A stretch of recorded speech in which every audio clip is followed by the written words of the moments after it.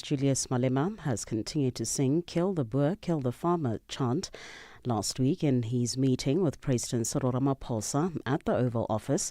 US President Donald Trump called on the president to arrest Malema for singing that song. But speaking during his party's by-election campaign in Kopis in the Free State yesterday, the EFF leader blasted Ramaphosa, saying he failed to protect the Constitutional Court, which ruled that the song is not hate speech.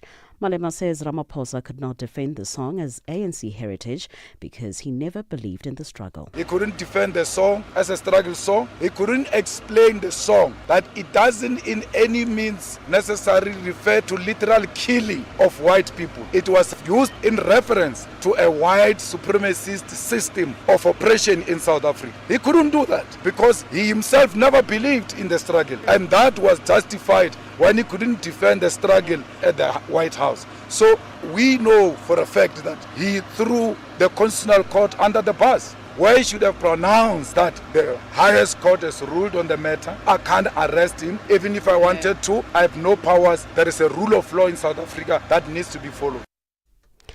The Cape Crime Crisis Coalition, or CCC in South Africa, has made an urgent appeal to President Cyril Ramaphosa to establish a National Commission of Inquiry into gang violence, describing it as a growing national crisis that threatens the security and well-being of communities across the country.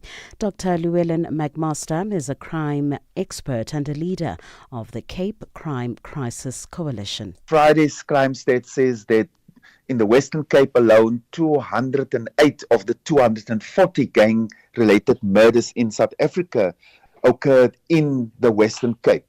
And some of these police stations have been in the top 30 for some time. So clearly, we hear all the promises of intentional fight against gang. We had the anti-gang unit launched by the president in 2018, but we don't see the results. At the moment, for people on the ground, it feels as if it's getting worse by the day.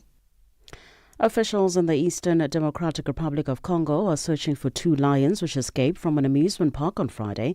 People in Lubumbashi area have been told to be vigilant and inform the authorities if they spot the animals. The lions are reported to have escaped from a farm which is also an amusement park and has other animals including tigers. And finally, thousands have attended a candlelit vigil to mark the 5th anniversary of the murder of the Black American George Floyd by a Minneapolis police officer. His family promised to continue their campaign for racial justice despite what they call the adverse political climate.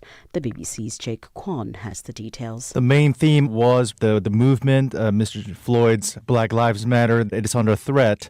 And the family was also expressing their feeling of exploitation, maybe betrayal at these private companies that have taken up the value of diversity, equity, and inclusion off the back of the death of George Floyd, are now rolling back their policy and then acquiescing to the Trump administration, which have come into the office vowing to roll back a lot of these policies. Recapping the top story this hour, South Africa's former President Thabo Mbeki says he intends to meet leaders of Burkina Faso, Mali and Niger in an effort to move their countries from military to civilian rule. For any news stories you would like to share with us, please do send an email to newsroom@channelafrica.co.za or call us on +27 11 714 4459. For Channel Africa News, I'm Chorani Tulongwebe. SABC News. The African Perspective.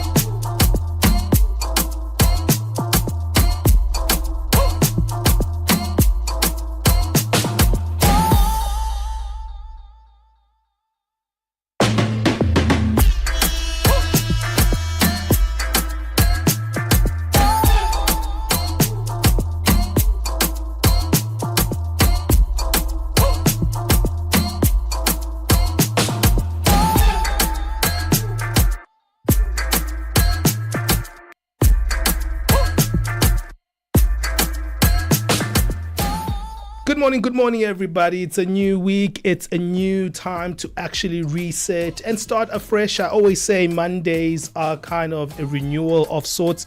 You can just start and say, you know what, I'm going to make it happen this week. I'm actually going to start again and try afresh. You know, the challenges never stop, really. And also, like, life has always new adventures to always pursue. So let's start it on an upbeat mode right here on The Move. And thanks to the morning team, thanks to Peter, and thanks to her co-presenter, who was like, they're always fantastic, isn't it, when they just there together. I feel like there's a lot of chemistry, but not the same chemistry. Not like us, Benji, not like us. Peter and Asanda are fantastic, but they don't have that same chem. They have a long way to go. I mean, you can be a Peter and Asanda, but you can't be a Benjamin and Palesa. No, we're joking. Only teasing our colleagues. We love them a lot, and thanks for them for carrying us from the morning to now, making sure that we are in the know on what's happening here on the African continent. And you know, we always love just pursuing a way to live better as Africans. That's what the show is all about. How can we actually be better Africans? How do we pursue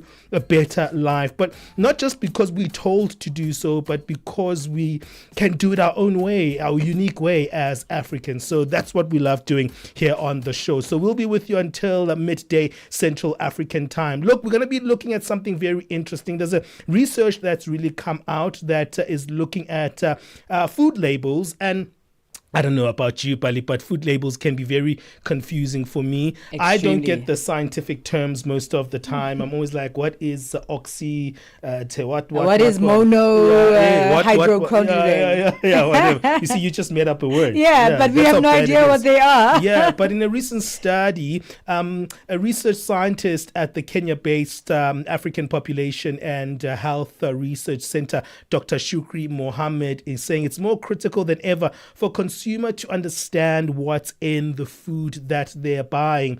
In fact, this study has tested 3 types of label designs to see which one was the most effective at helping people identify nutrients of concern and making people feel like, you know, they're making healthier decisions. So we'll unpack that. And also there's a lot of things to unpack when it comes to those labels. What makes it easy for us? How do we actually identify the terms? Do we start Googling every term that's on a label? That should be a good conversation that's just coming up in a few minutes time. You know, every Monday we love the debates that we usually have, and we're going to have the African view, and it's a cool conversation that we're going to have today, because how do you define the soft life? You know, it's so different for different people. I mean, my kind of soft life of being indoors all day and having wine and listening to jazz and reading poetry is not someone else's soft life. Sounds quite soft to me, Benji. Sounds really soft. Some people are in Paris and taking walks, you know, and sightseeing every third month. You know, I never get to have that indulgent, but it is very different for different people, and we all have that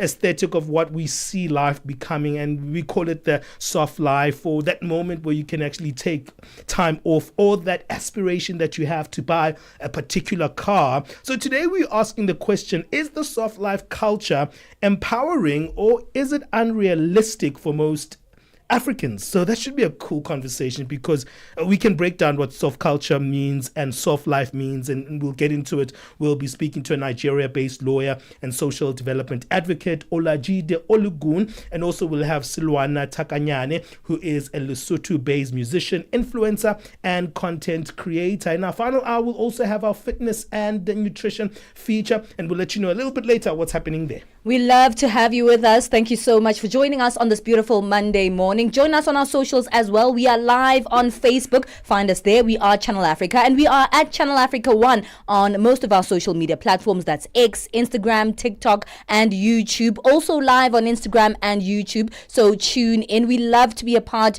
of the conversations that we're having together. So let's go. This is On The Move. Something to say? Are you passionate about issues that matter? Do you have a voice that deserves to be heard?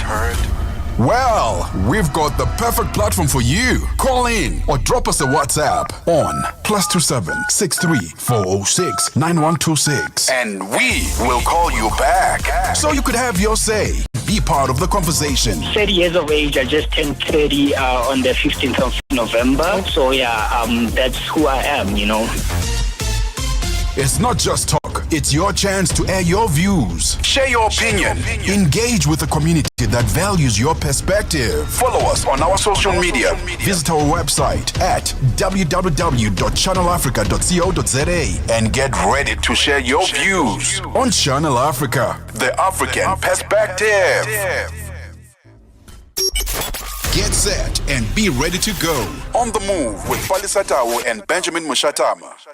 Diet health conditions such as diabetes, hypertension, and obesity are on the rise in countries such as in Kenya, but also in many parts of the world. And this is putting immense strain on already overstretched public health systems. These conditions are often driven by a high intake of sugars, salts, and just an unhealthy diet. Research scientist at the Kenya-based African Population and Health Research Center, Dr. Chukri Mohammed, says it's more critical than ever for consumers to understand what's in the food that they're buying. In a recent study, her and fellow researchers examined whether front-of-pack food labels could help Kenyan consumers make better choices. What they did is that they tested 3 types of label designs to see which one was the most effective at helping people identify nutrients of concern and making healthier purchase decisions. The results showed that warning labels were the most effective in helping consumers identifying foods with high amounts of sugars, salts, and fats. We're joined by Dr. Chukri Mohammed on the line. Dr. Chukri, thank you for joining us here on Channel Africa.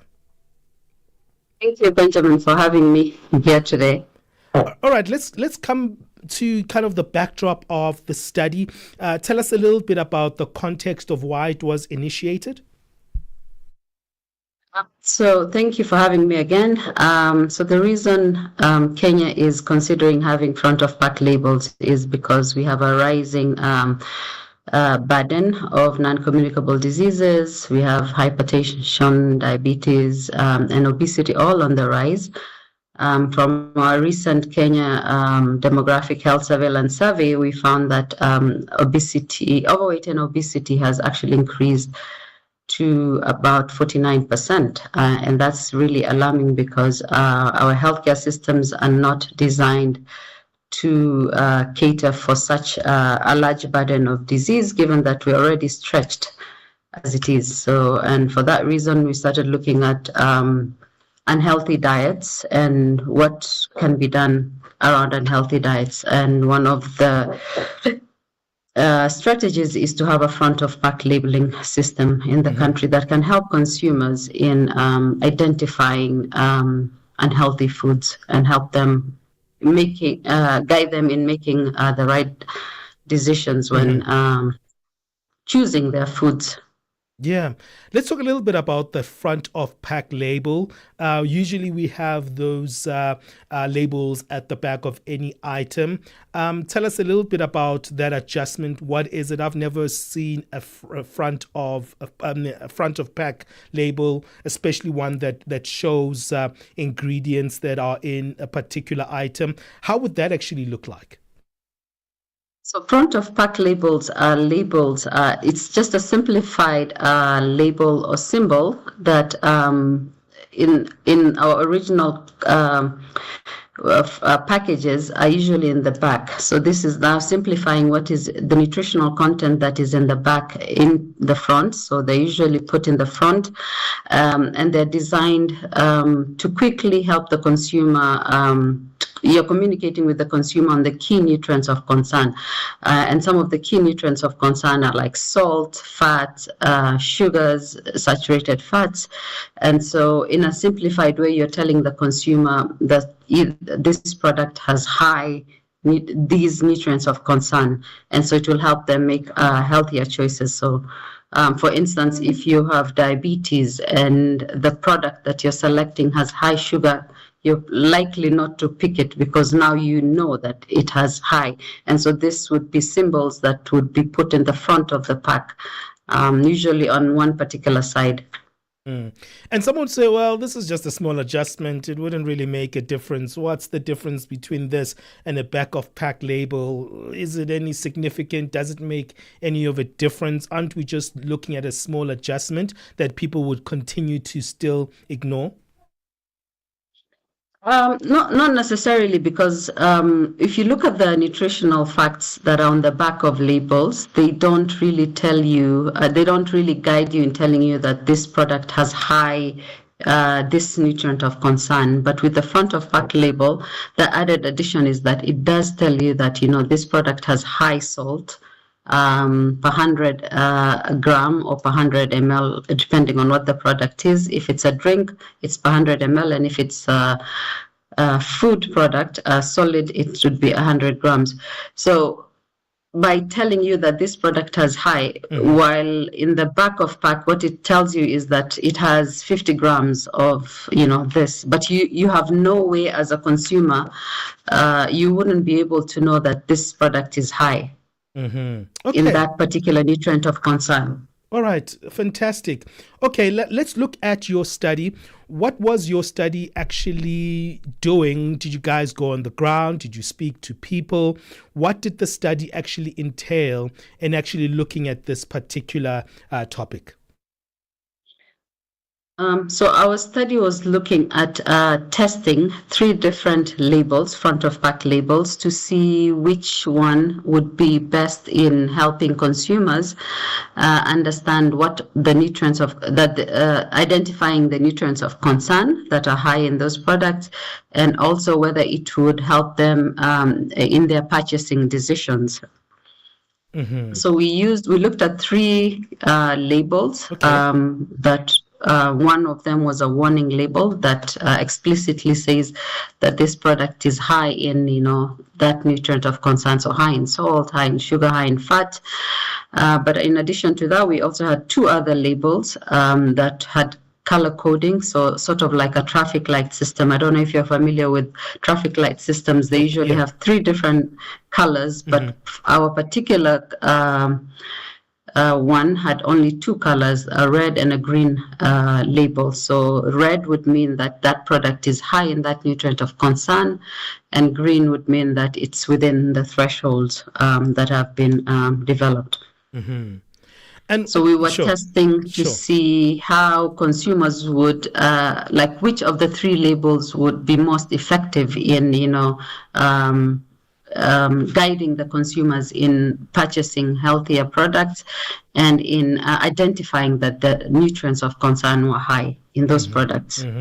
Okay, we'll look at the findings after our break. It's very intriguing to see those type of labels, and I'm impressed at the fact that in your country you do have these different types of labels that have different kind of emphasis on its labeling, because we only have one type of labeling here in South Africa where we are broadcasting from. It's usually a back of label, and it's not really always that clear what is in the particular product. Looking forward to finding out what your study found in terms of its key findings. We'll be speaking to research scientist at the Kenya-based African Population and Health Research Center, Dr. Shukri Mohammed. In fact, she is on our live stream on our social media platform, so you can see her at Channel Africa 1 on YouTube as well on our Facebook page. Thank you, Doctor, for joining us there on that particular live stream. Ladies, welcome on the show. I see you, Dineo. I see you, Sboniso, but the gents are also there. Putejo is there, and Mokena is there as well. Thank you so much for joining us on the show. We'll take a break. We'll be back and have more of this conversation. Annie Kalonji sur Channel Africa. Nous allons danser au son de Haya, que je dédicace à vous tous, chers auditeurs, qui êtes en train de suivre cette émission Mix Vibration. N'oubliez pas, vous pouvez nous suivre à partir de l'application SABC+. Vous choisissez Channel Africa pour suivre l'émission en direct. Nous allons danser au son de Haya. Annie Kalonji. Tous les dimanches sur Mix Vibration. Benjamin Moshatama and Palesa on the move. Do you know what is in your food? And can you identify whether or not the label tells you how healthy or unhealthy your food is? We're speaking to research scientist at the Kenya-based African Population and Health Research Center, Dr. Shukri Mohammed, who says it's more critical than ever for consumers to understand what's in the foods they're buying. This is after diet-related health conditions such as diabetes and hypertension have been on the rise in Kenya. And in a recent study, her and her fellow researchers are examining whether front-of-pack food labels could help Kenyan consumers make better choices. Thank you for staying with us, Dr. Shukri Mohammed. Let's speak a little bit about these labels and what they mean. So you spoke about the three types of labels that you used as an approach to this research: the red-green label, the red-green with icons, as well as the black octagon warning label. But what are you hoping to achieve with these different types of labels? And what are some of the observations you made on how people buy, or, consumer mannerisms from the different labels that you used? Thank you, Palesa, for also having me. So when we did the study, our results showed that regardless of which labels were used, just having a label helped consumers in identifying nutrients of concern, which is good. But the participants who were looking at the warning label were able to better identify the nutrients of concern, and also they had also reduced intentions in terms of purchasing those unhealthy foods compared to the other two labels, which are the red and green labels. And so that what this shows is that having a clear, symbol that is easy to understand is also very important. So the three labels are not currently being used in Kenya, but we tested them to see how people would react to using any of those three symbols, and we found that the warning label was the most effective in identification of nutrients of concern, and also reducing the intention of consumers to buy these unhealthy foods in supermarkets. That's quite interesting, because many times, even without warning labels, we know when we're taking in things that are unhealthy, right? And we do it, I guess, not with that much intention, but it's because we are so used to eating certain types of food. This is what we like, this is what we enjoy. And people would change their behavior of those foods that enjoy simply because of the label. So what would the next step be? Now that we can see the warning signs, and people might just change the consumer behavior in not purchasing some of the most unhealthiest food for them, how would you implement this on a normal basis? So the label alone is not going to do it. And we all know that we definitely need to also include some education and public awareness. So there's going to be a role for the government to sort of help with educating and sensitizing the consumers once this front of pack label is implemented, because you don't want this symbol that is likely to help people to be misunderstood. So there's going to be a lot of work that needs to be done, particularly in public awareness, education. We can also think about how we can introduce this in the school curriculums. Students can be taught in one of their classes how to interpret some of these labels. And, a lot of times you'll find that it's the children who are usually asking their parents to help to buy these unhealthy foods. But now, if this is something that is in schools, being taught in schools, then the children will also know that, oh, when I see this label, this means it's not healthy. So I'm not going to ask my parent to buy me this particular food. So there's quite a bit of work to be done. Health advocacy groups need to also sensitize and have campaigns where they also educating the consumers on these food labels that will be adopted. Additionally, we're in a digital phase, so there should be a lot of social media campaigns on social media that can also help consumers in understanding the foods that they're buying once they're labeled with clear front of pack labeling systems.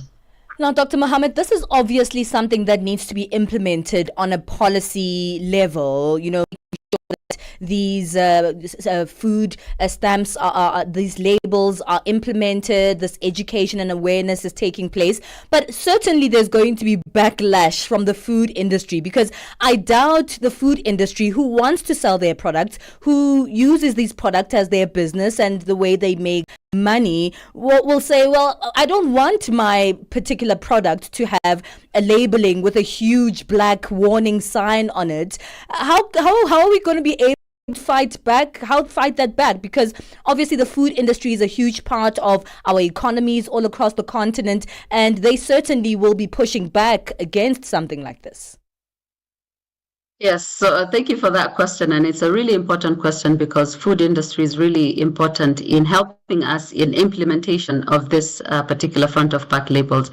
But there's also an opportunity for them to understand and listen to the consumers and what they want. So, for instance, it will be also an opportunity for them to start reformulating their products so that they are not high in these nutrients of concern, and that will also help with reducing the diet-related diseases in the country.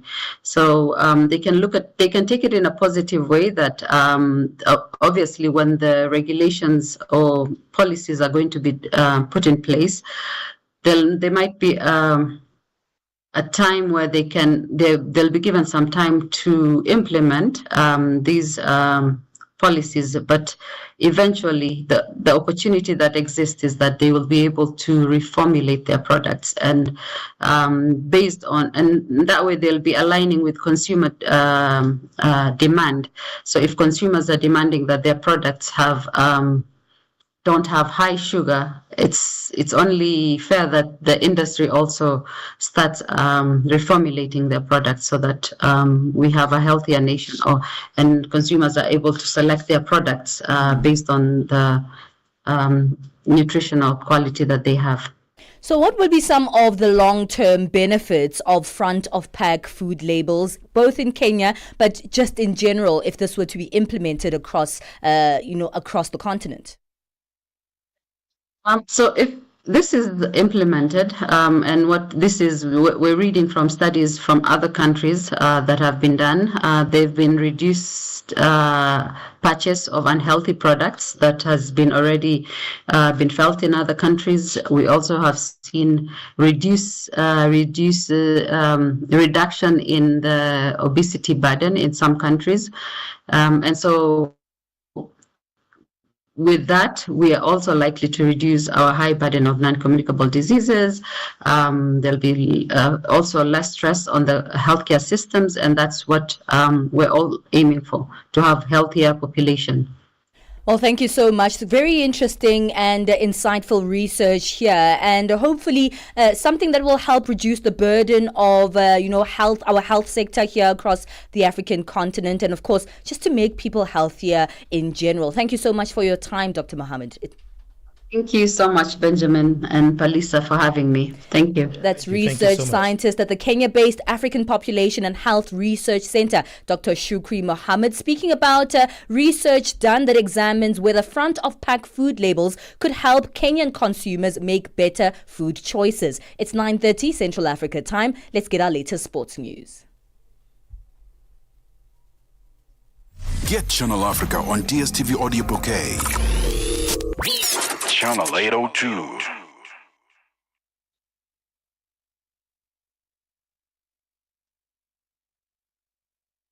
All right, let's bring in our latest sports news right now.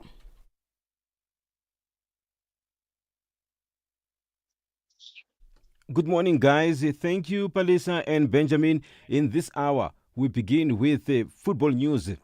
The UAE has been placed in Group C of the World Football Governing Body FIFA Under-17 World Cup Qatar 2025, alongside Senegal, Croatia, and Costa Rica. A tournament is set to run from the 3rd to the 27th of November 2025. The group stage draw took place in Doha on Sunday, assisted by 2014 FIFA World Cup winner Julian Drexler and former Qatar Under-17 player Abdulaziz Al Suati.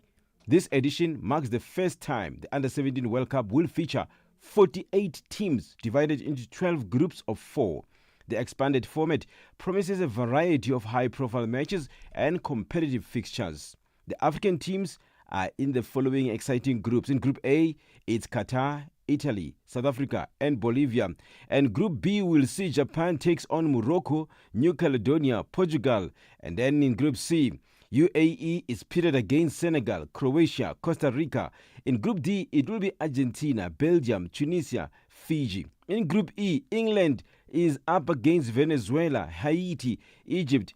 And Group F, Mexico, South Korea, Ivory Coast, Switzerland. In Group H, Brazil will feature against Honduras, Indonesia, Zambia.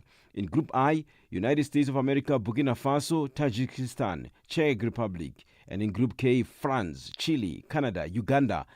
Group L will see Mali take on New Zealand, Austria, Saudi Arabia, and the UAE's placement in Group C sets the stage for strong competition as the young squad prepares to take on international talent in Qatar later this year. Moroccan side RS Berkane are the Total Energies CAF Confederations Cup 2024-2025 champions after coming from behind to a 1-1 draw in Zanzibar to secure the title on aggregate in a tense and emotional final clash. The Moroccan side, having earned a first leg advantage, displayed grit and composure under immense pressure in Dar es Salaam to claim the third Total Energies CAF Confederations Cup title, adding to their triumphs in 2020 and 2022. As Simba pushed desperately for a second goal, Somalia Sidibe emerged as the hero for RS Berkane when he scored a crucial equalizer with a well-taken right-footed effort from a tight angle, beating goalkeeper Musa Kamara and silencing the home crowd. The Springboks head coach Rassie Erasmus believes the 2-day alignment camp in Cape Town was highly beneficial for all involved. The in-person sessions catered to local players while players based abroad jointly virtually. Erasmus and his assistant coach delivered a series of presentations aimed at building cohesion and clarity ahead of the international season.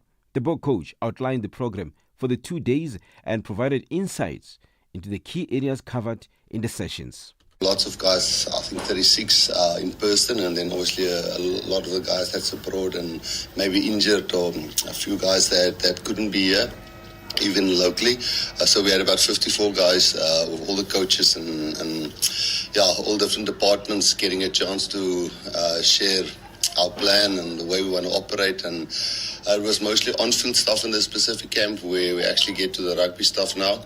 But we know there's still franchise rugby to be played. Erasmus has praised the attitude of both the players and the technical team, adding that preparations are well on track for what promises to be an exciting international season. But overall, I think none of the players can say, they don't have even the younger guys that we just wanted to have a look at. Obviously, not all of them will play this year, and that was made quite clear. But just to get to know a few of the younger guys, obviously a few guys we didn't pick because we know them already and we know they know the way we want to play and what we're trying to do. So there will be guys outside this group who will also play still this year. But overall, go back to the old cliche, I think, we're fairly happy with the way it went. Kenya's Commonwealth Games champion Ferdinand Omanyala continued his strong 2025 season with a second-place finish in the men's 100-meter at the fourth leg of the Diamond League in Rabat, Morocco on Sunday night. Omanyala clocked 10.05 seconds, finishing behind South Africa's Akane Simbine, who won it in 9.95 seconds. The 2022 world champion Fred Kelly of the United States came third in 10.07 seconds. For any sports stories you'd like to share with us, please send an email to newsroom@channelafrica.co.za or call us on +2711 714 4459. This is Channel Africa Sport with me, Figure Ngwati. Resenha desportiva. Es-tu préoccupé par quelque chose? Es-tu passionné par les questions qui comptent? As-tu une voix qui mérite d'être entendue? Eh bien, nous avons la plateforme parfaite pour toi. Téléphone-nous ou fais-nous un WhatsApp au +27 66 408 87 42 et nous te rappellerons. Sois dans la conversation. Salut Channel Africa, ici Beno le Diamant Rouge et Binales Sport depuis le Cameroun, le pays des Lions. Voilà. Sois dans la conversation. Il ne s'agit pas seulement de parler, mais c'est ta chance d'exprimer ton point de vue, de partager tes opinions et de t'engager avec une communauté qui valorise ton avis. Suivez-nous sur les réseaux sociaux, visitez notre site www.channelafrica.co.za et préparez-vous à partager vos points de vue sur Channel Africa, la perspective africaine.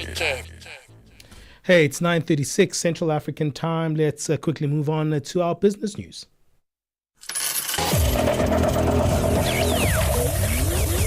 Business news on Channel Africa. The African perspective. Good morning, I'm Nosipo Zuma. In your business news this hour, the former Kenyan Cabinet Minister Amina Mohamed has headed her voice behind the election of Swazi Shabalala as the new head of the African Development Bank. Mohamed argues that Shabalala's candidacy represents not only a milestone for gender equality, but a strategic choice for the continent's future.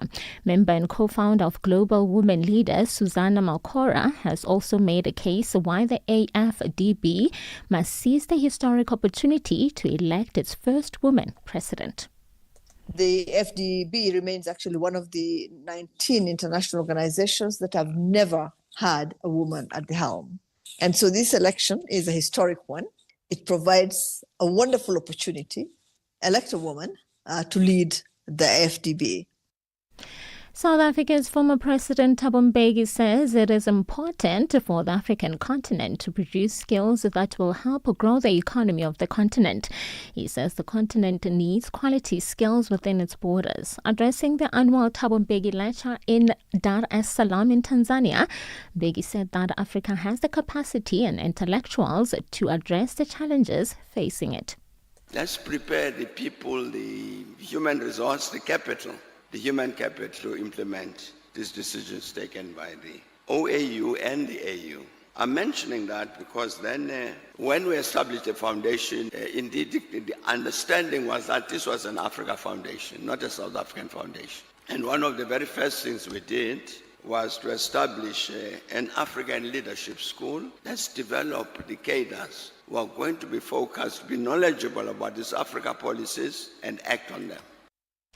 The Mkondo Sizwe Party Secretary General in South Africa, Floyd Shivambu, says there is a constitutional obligation for the country to address and rectify the wrongdoings of the past. This comes as the Minister of Communication and Digital Technologies announced possible amendments to black economic empowerment policies that could allow multinational companies to operate in South Africa by foregoing BEE regulations. Shivambu, who delivered a memorial lecture in honor of Africa Day in Tembisa yesterday, said that bending the law to favor an individual such as Elon Musk would hinder the progress of transformative legislation. So Parliament and all self-respecting legislators must reject the nonsensical proposal of the DA, ANC puppets who want to accommodate Elon Musk in a very wrong approach in the manner that it is, because it's not going to be sustainable. Why would any other sector of the economy want to comply with BEE laws or redress laws if Elon Musk is given some preferential treatment against everyone else? South Africa's Minister of Public Works and Infrastructure, Dean Macpherson, says several major infrastructure development projects are on the pipeline to turn the country into a major construction site. He was speaking in Cape Town ahead of the Sustainable Infrastructure Development Symposium. The symposium brings together thought leaders, government representatives, infrastructure funding and financing institutions, as well as industry experts to discuss key strategies into the best practices for infrastructure development and investment. Macpherson has made an announcement of the top 12 infrastructure priorities for project preparation in the current financial year. We are proud to announce that on Tuesday, the 27th of May, we will be launching the second edition of the construction book compiled by Infrastructure South Africa. This is a live inventory of construction-ready projects that are already funded and scheduled to go to the market over the next 12 months. And finally, U.S. President Donald Trump says that the United States will have control over U.S. Steel as part of the company's partnership with the Japanese company Nippon Steel. As part of the deal on Friday, Nippon Steel plans to invest $14 billion into U.S. Steel's operation, including up to $4 billion in a new steel mill. Your financial indicators: $1 in Nigeria is trading at $1.589. In Botswana, it's 13.30. Kenya dollar is trading at 128 shilling 23, and in Zambia, it's 27 kwacha 46. The BRICS countries: $1 in Brazil is trading at 5 real 65. Russia is 9 rubles 42. India is 85 rupees 11. China is 7 yuan 19, and in South Africa $1 is trading at 17 rand 80. $1 is trading at 73 pence to the British pound and 87 to the euro. Looking at commodities, gold is trading at $3,346 and platinum at $1,089 per ounce. The price of Brent crude oil is at $64.92 a barrel. Now, for any business news stories you would like to share with us, please send an email to newsroom@channelafrica.co.za or call us on +27 11 714 4459. For Channel Africa Business, I'm Nusi Pozuma.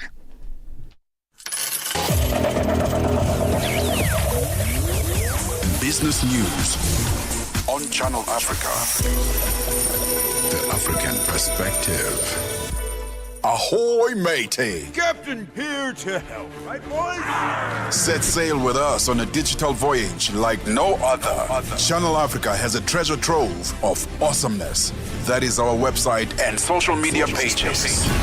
Tell me, why are you here? We want you to be part of our adventure. The winds are changing, Captain. And this time... Imagine a world where curiosity knows no bounds, where entertainment meets enlightenment, and where every click leads to the African perspective. Visit us on our website, www.channelafrica.co.za, or follow us on Instagram or on X at Channel Africa 1. Go on, like us on Facebook at Channel Africa 1. So, spread the word. Tell a friend that Channel Africa's online variety is what they need on the web. Channel Africa, the African perspective. The rhythm of Africa, the pulse of the continent. This is Channel Africa, the African perspective.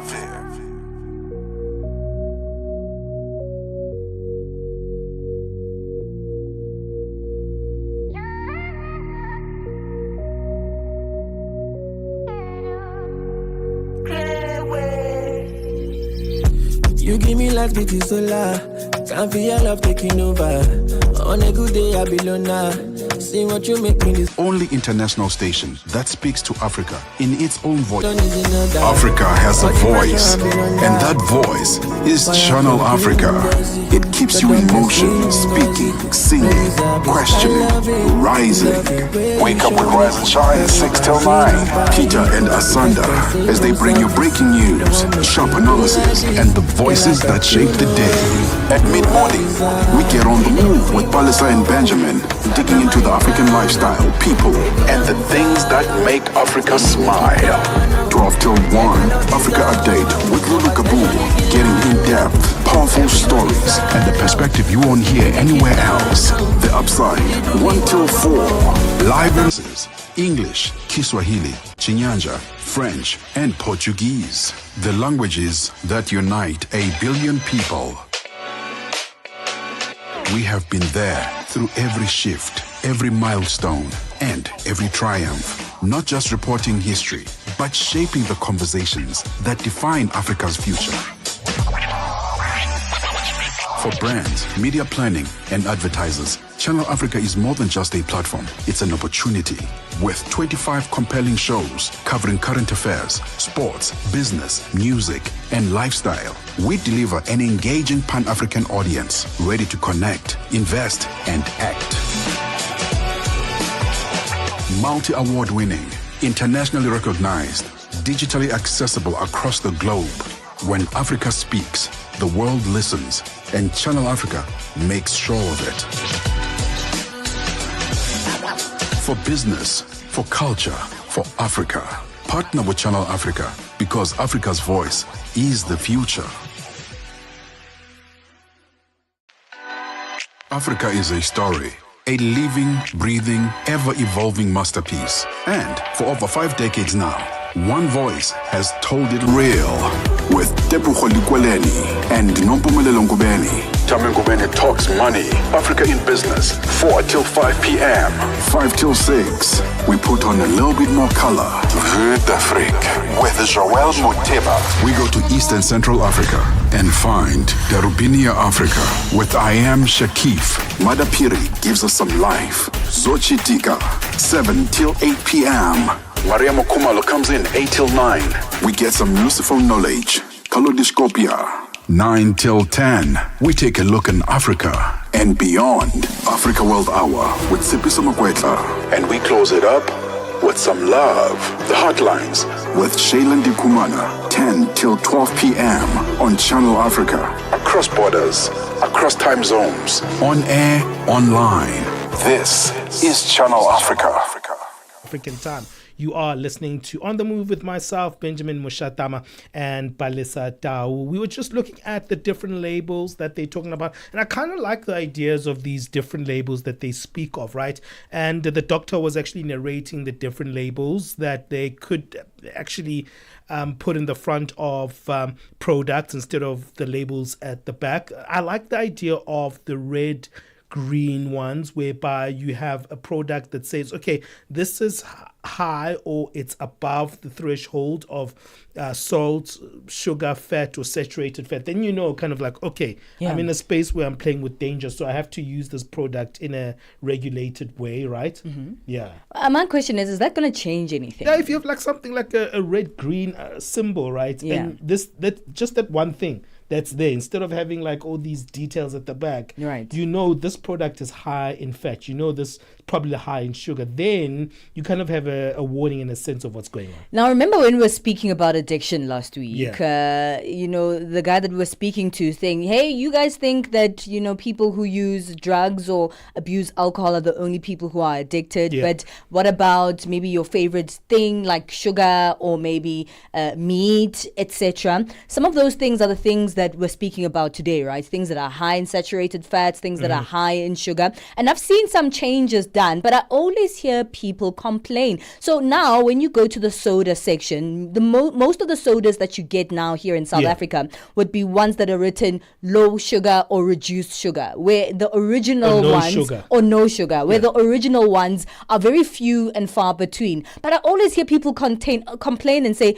oh, the original ones were so much better. I actually like the original. I don't want to drink this one. It doesn't taste the same. So that's why I'm asking, is this going to make a difference? Because there are small changes that are happening. Of course, it's good because that means if it's not easily available, you just have to take what you get, right? Which is these low sugar or no sugar drinks. But people will just buy it because it's there and not because they prefer it. So will the changing of labels change people's real behavior in terms of really wanting that particular thing that they enjoy, or will they move away from the things that they enjoy and just get used to the no sugar? So if the original one with the high sugars is there and one, or maybe the one with the warning label and the one without, will you still not buy it? Will you still buy the thing that you like simply because it has a warning label on it? Yeah, I think the point for me is just getting a more simplified way of understanding what's in the foods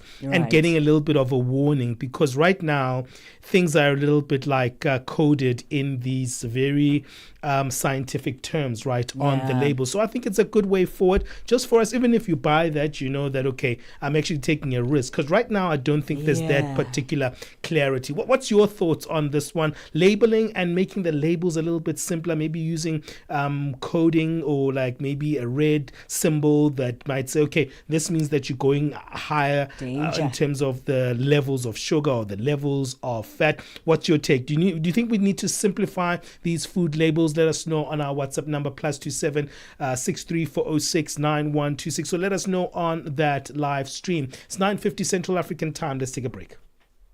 In this episode of Channel Africa Conversations, Peter talks to Dr. Tulisile Buddha, an academic, author, and an expert in indigenous knowledge systems. Join us for a compelling discussion on preserving African languages and traditions in the digital era. Dr. Tulisile unpacks the role of educators, explorers, and how technologies like AI can support cultural preservation, and challenges us to rethink how we honor African heritage. You can find the episode on YouTube, SABC Plus, and on our website, channelafrica.co.za. This episode is a must-listen for educators, creators, and change makers across the continent. Channel Africa, the African perspective. Download the SABC app and take Channel Africa with you everywhere you go.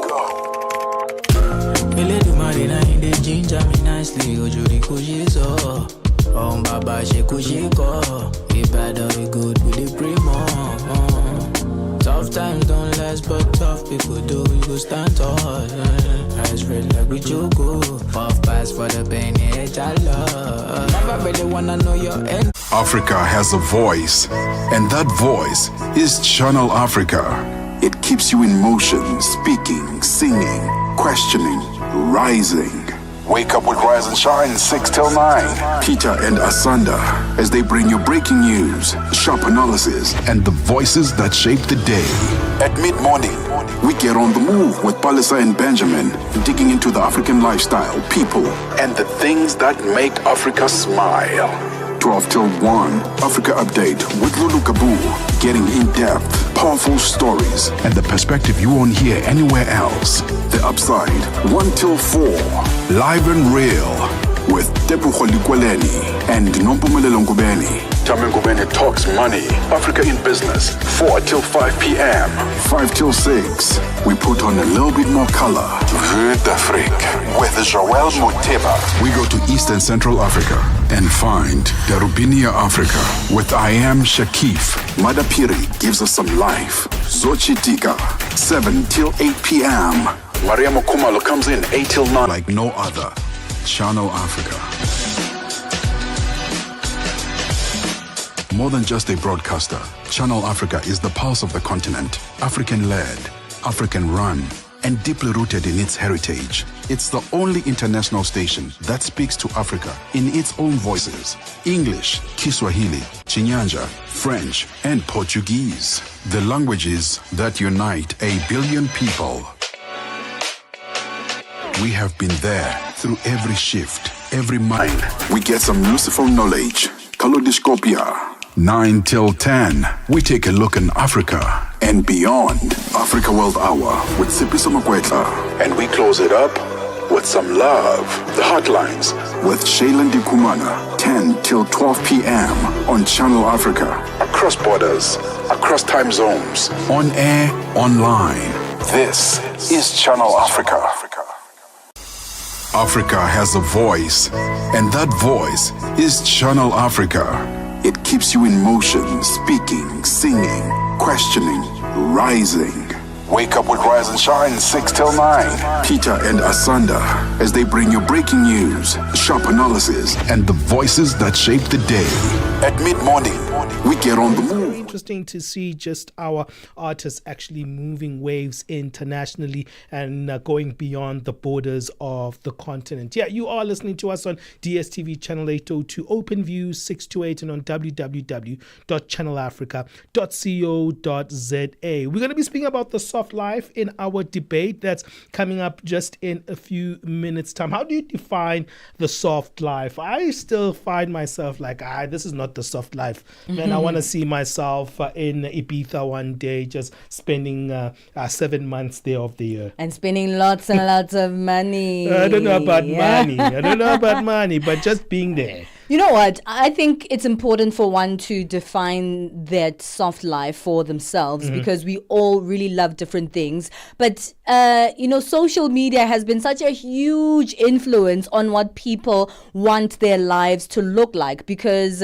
it seems like everyone everyone who says they have a quote-unquote soft life experiences it in one particular way. So if you go on Instagram, the people who are living this soft life are the people who are traveling, going to different parts, international flights every day. In fact, they almost look like they don't have jobs. And you have to ask yourself, how are these people paying for this? Because if you're always on holiday, when are you actually working to make money, to earn this money? So that's what they feel, private jets. I don't know, most of us might not be in a private jet for the rest of our lives, but that doesn't particularly mean that you've never lived a soft life. Yeah, there's people who have never flown and they feel like they've lived a soft life. Correct. Peter was making a point which was very relevant when we were speaking about previewing this debate for today, saying, look, everyone's soft life looks different. The guy might be saying, my struggle is better than that guy's struggle. For instance, the guy who's got a shack is going to be looking at the guy who's homeless and saying, I've got my little shack, that's my soft life. And then someone who's living in a nice condo here in Johannesburg is going to be like, I'm living better than the guy in the shack. And then there's going to be someone with a mansion in Sandton and say, look, I am the soft life because I've got 7 Beamers downstairs, and definitely I've got a chef that's standing by, and I've got actually a driver who's about to actually pick me up in a few minutes time, and let me check my Rolex watch and see if he's on time. So maybe we should actually pose the question, what does the soft life look like to you? Just before we go to our debate in the next hour of the show, is it what we're seeing on Instagram? Is it the life of the private jets, luxury cars, traveling all the time? Or have you defined what a soft life means to you? Or are you just a follower, following what everyone else is doing on Instagram and just looking there with hearts of desire? This is the life that I want, the Instagram ready life. Yeah. Well, I'm asking on my social media, is it even a real thing for us Africans? Is it something that's actually realistic, or is it just a big lie that we are all pursuing? Let us know on our WhatsApp number, +27 634069126, what you think on that upcoming update. It's called The African View. Every Monday we have a debate that we talk about, and we want to also get your voices into that conversation. And Bali's asking, hey, how do you define the soft life? What does it mean to you? Maybe it's a time where you can get time off, right? And just relax in your home and have that private moment to yourself. I think time is a luxury for me. So I think that is something of how I define the soft life, having a little bit of myself time to actually just get away from the noise and have a little prayer moment, or just like chill and just be by myself. I love those quiet moments. That's the soft life for me. What does it mean for you? +27 634069126. Let us know on our multiple social media platforms. Remember that handle that is useful for us on all social media platforms is at Channel Africa 1. No fairy tales, just the facts and the music you love on Channel Africa. Get Channel Africa on DSTV Audio Bouquet. Channel 802. All right, it's 59 minutes past 9 o'clock Central African time. It's time for us to quickly move on and get our latest news. Let's see what's happening there and cross over to our news team. SABC News. The African Perspective. Top stories. Asawa, South Africa's former president, says he intends to meet leaders of Burkina Faso, Mali and Niger, and Romania's new president to be sworn into office today. Good morning, I'm Jolani Tulongwebe. South Africa's former President Thabo Mbeki says he intends to meet leaders of Burkina Faso, Mali and Niger in an effort to move their countries from military to civilian rule. Speaking to the SABC in Dar es Salaam, Tanzania, Mbeki says Burkina Faso's leader Ibrahim Traoré has reached out to him for a meeting to discuss the situation in his country. Mbeki says he doesn't support unconstitutional change of government. They are in contact with all three governments in the Sahel, and they're asking for us to work with them to help to determine what happens next in their countries. And we are requesting the Malians to ensure that while we're in Bamako, they arrange that we meet that delegations from Niger and Burkina Faso that come. That's what we are proposing. That is the first step. There's a very, very important issue that's been raised by the military coups in those Sahel countries. Leader of South Africa's Economic Freedom Fighters, Julius Malema, has continued to sing "Kill the Boer, Kill the Farmer" chant. Last week, in his meeting with President Cyril Ramaphosa at the Oval Office, US President Donald Trump called on the president to arrest Malema for singing the song, but speaking during his party's by-election campaign in Kopis in the Free State yesterday, the EFF leader blasted Ramaphosa, saying he failed to protect the Constitutional Court, which ruled that the song is not hate speech. Malema says Ramaphosa could not defend the song as ANC heritage because he never believed in the struggle. He couldn't defend the song as a struggle song. He couldn't explain the song, that it doesn't in any means necessarily refer to literal killing of white people. It was used in reference to a white supremacist system of oppression in South Africa. He couldn't do that because he himself never believed in the struggle. And that was justified when he couldn't defend the struggle at the White House. So we know for a fact that he threw the Constitutional Court under the bus, where he should have pronounced that the highest court has ruled on the matter. I can't arrest him. Even if I wanted to, I have no powers. There is a rule of law in South Africa that needs to be followed. The Cape Crime Crisis Coalition in South Africa has made an urgent appeal to President Cyril Ramaphosa to establish a national commission of inquiry into gang violence, describing it as a growing national crisis that threatens the security and well-being of communities across the country. Dr. Llewellyn McMaster is a crime expert and leader of the Cape Crime Crisis Coalition. Friday's crime stat says that in the Western Cape alone, 208 of the 240 gang-related murders in South Africa occurred in the Western Cape. And some of these police stations have been in the top 30 for some time. So clearly, we hear all the promises of intentional fight against gang. We had the anti-gang unit launched by the president in 2018, but we don't see the results. At the moment, for people on the ground, it feels as if it's getting worse by the day. Officials in the Eastern Democratic Republic of Congo are searching for two lions which escaped from an amusement park on Friday. People in the Lubumbashi area have been told to be vigilant and inform the authorities if they spot the animal. The lions are reported to have escaped from a farm which is also an amusement park and has other animals including tigers. The new president of Romania, Nicolae Dan, will be sworn into office today, having defeated his nationalist rival a week ago. The 55-year-old former mayor of Bucharest must now meet the daunting challenge of appointing a government that can unite a divided country. He must also rebuild an economy threatened by another ratings downgrade and a ballooning budget deficit. The BBC's Nick Thorpe has the story. Nicolae Dan first came to public attention in Romania as an environmental activist, campaigning to save heritage buildings in Bucharest from demolition and increase the city's green areas. As mayor of the city for the past 5 years, he's credited with improving its disastrous finances. A mathematician by training, he now faces his biggest challenge: to reunite a deeply divided country. His surprise election victory against the nationalist George Simeon was warmly welcomed by liberals across Europe. Recapping the top story this hour, South Africa's former President Thabo Mbeki says he intends to meet leaders of Burkina Faso, Mali and Niger in an effort to move their countries from military to civilian rule. For any news stories you would like to share with us, please do send an email to newsroom@channelafrica.co.za or call us on +27 11 714 4459. For Channel Africa News, I'm Jolani Tulongwebe. SABC News. The African Perspective.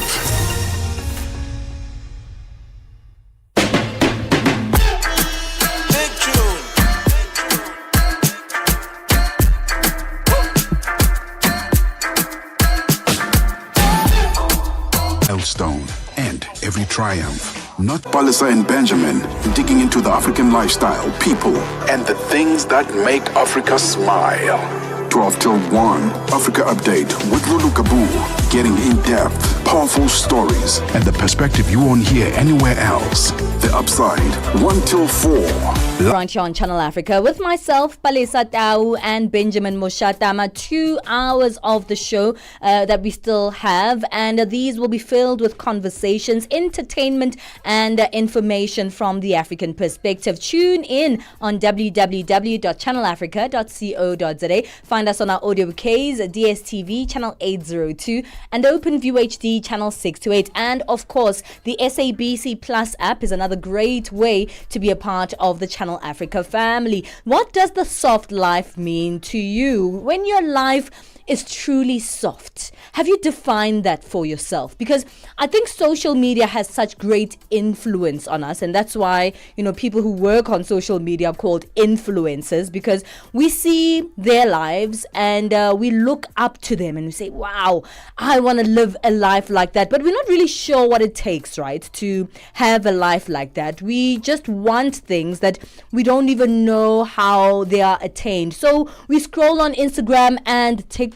and we see people traveling the world, being on private jets, buying new cars, and seemingly the soft life has been labeled so much and attached so much to how much money you have. But is it just about money, or is there more to it? And in fact, is the soft life culture empowering, or is it unrealistic for most Africans? I mean, I speak about this all the time. Every time someone wants to make the point and say, but you've seen on social media, we have to remember that the people that are on social media are but a minority of the people that are actually in our country. And that means that the majority can't actually even afford and don't have access to those social media platforms, don't have access to the internet, don't have access to the smartphones, don't have access to the kind of life that we think is the norm now on social media. So is social media culture, is soft life culture, in fact, on social media, just something that is making us more aspirational, making us work harder? Or is it just something that's unrealistic and in fact could be bad for our mental health as well? That's our debate today on today's African View, this hour of the show. Looking forward to that. I'll be chatting to this Nigeria-based lawyer and social development advocate Olajide Olagun. We'll be also chatting to Selwane Takanyane, Lesotho-based musician, influencer, and content creator, who'll be debating this issue in this hour of the show. Yeah, looking forward to that one. And also, it seems like health is the theme of our Monday edition of On the Move. We're going to be looking at our fitness and nutrition feature that comes to you every Monday. Dieting, that is the big conversation. Diets are very interesting, right? And usually when you do go on a diet, I feel like you always have to do a little bit of research. You always have to find out your weight. You have to find out about different products, what's going to actually help you, right? And then some people recommend dietitians who actually also at times are aligned to particular brands and, systems, and they usually have their own way as well of adapting this diet thing. And sometimes it's like you don't actually know what a diet is, and because the more you do it, you find out, okay, I'm not supposed to be actually eating this. No, I'm eating too much of these veggies. No, I need to bring back the protein back into my diet. It's very difficult to actually pin it down on what's the one way of doing it. And there's so much confusion. I think what adds to the confusion is going to be this conversation we're going to be having today. We're going to be speaking to personal trainer Owen Hambulo, who is sounding the alarm on trendy diets and saying, actually, these trendy diets could be even more harmful to you. So we'll find out why he says that and what should we be doing then if some diets online are actually harmful. I remember there was this thing that was big. That's why I don't really follow these things on social media. There was something called banting. It took over and everyone was banting until people were like, no, this is not safe. People stopped doing this. And it's just off fashion now. It's not anywhere that you can actually locate it. You can't even see it on social media anymore. But there was a time it was the biggest thing, panting this. I think the biggest thing now is fasting. Everyone is talking about fasting. You must fast for 3 days. I'm like, are you guys I'm not insane? doing that, sorry. Anyway, it's so interesting because there's all these different ways of dieting, and we'll find out a little bit about this warning that's coming up in the next hour in our fitness and nutrition feature. Hey, we'll be back with more. Africa, meet Abedi. Yeah, that's me. Abedi is a music lover through and through. I really love African music. He's got a taste for all kinds of tunes and spends his days listening to Channel Africa. Guess what? He didn't know. Okay. Channel Africa wants to help Abedi and all music lovers everywhere to discover even more incredible music. That is why Channel Africa is calling on all African musicians to submit their music. Musicians, remember to give us all your relevant information. Make your submissions at music@channelafrica.co.za. Submissions are your chance to be heard on radio, but sadly, they do not guarantee that you will be playlisted. All submissions will be carefully reviewed to see if they meet our station's requirement. Channel Africa, the African perspective. No fairy tales, just the facts and the music you love on Channel Africa. In recent years, the soft life culture, marked by a pursuit of ease, of luxury, of holistic well-being, has gained a lot of momentum, especially amongst Africa's younger generations, and of course those who love to frequent the social media streets. This is popularized through the social media. The lifestyle challenges traditional narratives of you must struggle, you must endure. Instead, it promotes rest, self-care, and financial independence, and of course, a lot of luxury. But as appealing as this sounds to many of us, questions arise. Is this ideally true? Is this ideally attainable for the average African, for the average person who's navigating systematic equality, navigating unemployment, we're navigating a lot of socio-economic stability all across the African continent? Or does it represent a powerful reimagining of what an African success actually looks like and what happiness can actually be? Today's debate, we're looking at the soft life as a tool of empowerment or as an unrealistic fantasy for most Africans. Welcome to On the Move's African View. This is where we debate a contentious issue on the African continent. We're joined on the line by Nigeria-based lawyer and social development advocate Olajide Ologun, as well as Silwane Takanyane, Lesotho-based musician, influencer, and content creator, to have this debate with us this morning. Thank you so much for joining us, both of you. I'm going to start with you, Olajide Ologun. Thank you so much. Good morning. Let's speak about what the definition of soft life is. Thank you very much. When you talk about soft life, it's a life that wants to take it easy, enjoy all the good things in life with little or no effort. And like you introduced, what we have around the globe now, particularly online, is a picture of luxury, of flamboyance, living, without, emphasizing the need for diligence to make reality out of the fantasy. And again, that is why across the world, we have high level of crime related to financial independence. We talk about scam, who scam people across the world, talk about Ponzi schemes. And then in comparison with what is termed as hustling.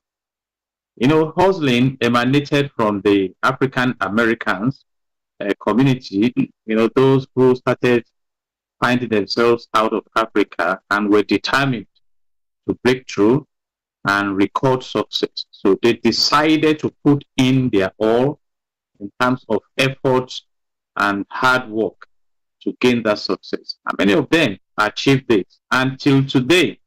That's why you find out that when some Africans, for instance, travel abroad seeking greener pastures, they walk out there more than they probably would have walked here in Africa. And the incentives are there. And in the Western world, for instance, if you don't work for it, you don't make the money. You got to pay your bills, you got to pay your tax, and then the person you are working for requires accountability from you. I give this instance. I have a cousin who's a medical doctor, and he was working in New York City. When I go to America, I do not even see him in New York. He cannot even pick my phone because he must do his work. So it's probably when he comes to Nigeria on holiday that we have the time to sit together and gist. And I believe many will resonate with that. But that is not to say that a soft life is also not available. I mean, if you have worked so hard and you've made your money, why not? You can decide to enjoy. And I heard a wise man say that the poor man buys luxury first, the rich man buys luxury last. We talk about people like Warren Buffett, who make the money, and with the vibrant cash flow, they can enjoy the living. And I will let you know that these people also are not on the soft lane of life. I mean, I had an opportunity of being close to the Dangote business in Nigeria here, and I can let you know Dangote is not a lazy person. Even at the stage he is in life, putting forward the biggest refinery in Africa, you won't see him sitting down in one corner and loafing. I mean, you still find road going around negotiating businesses.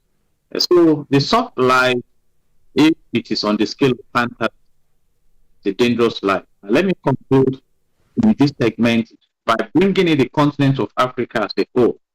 I did a research. The total population of the world is about 8.2 billion, and Africa contributes about 1.5 billion of the 8.2 billion population of the world.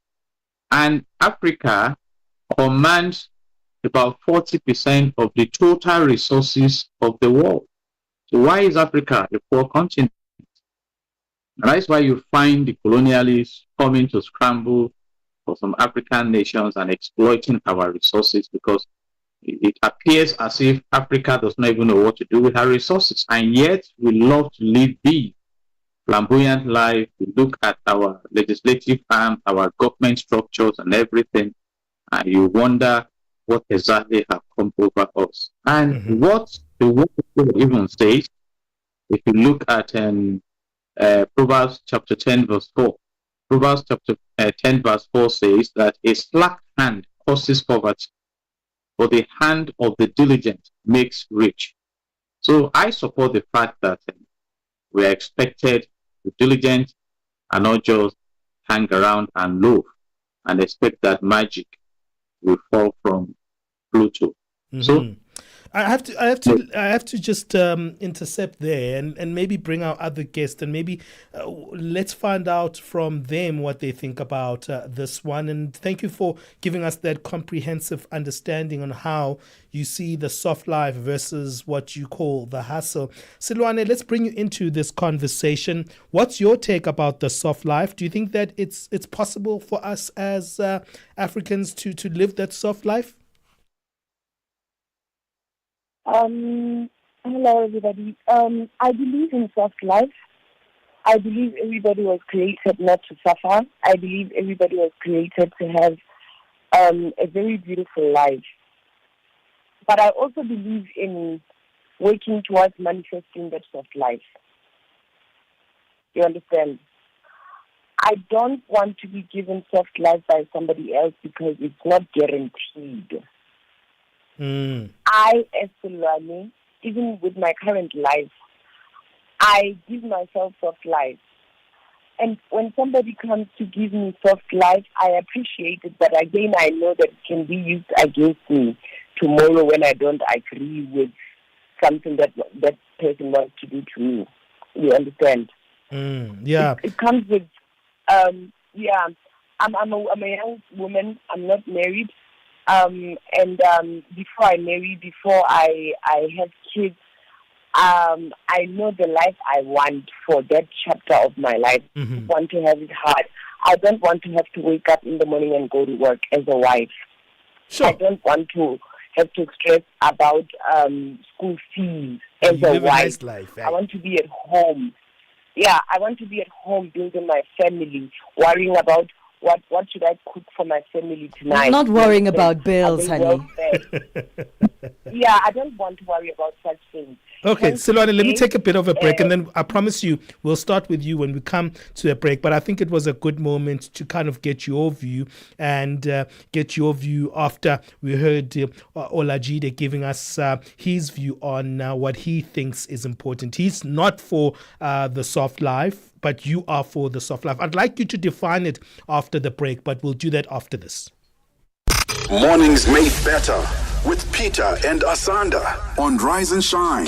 I want the Africa that makes every single African proud of the continent and have hope. And there's so much stuff that's going on that's positive. And if we can just lock into that, Namaganjan, everyone is going to get there. Where are we going? Where are we trying to get to? The idea of working together, which is why I'm excited about this new voice. And the new voice is me, Asanda Peta, broadcast journalist with about 15 years of experience on the radio space. Welcome, Asanda. I've been waiting for you for a long time. Were you waiting for me? I was. Really? Yeah, because for 3 months I was on my own. So be sure to tune in right here on Channel Africa Mondays to Fridays from 6 till 9 a.m. Central African Time. If you want to know about your continent, this is the best place to start your day.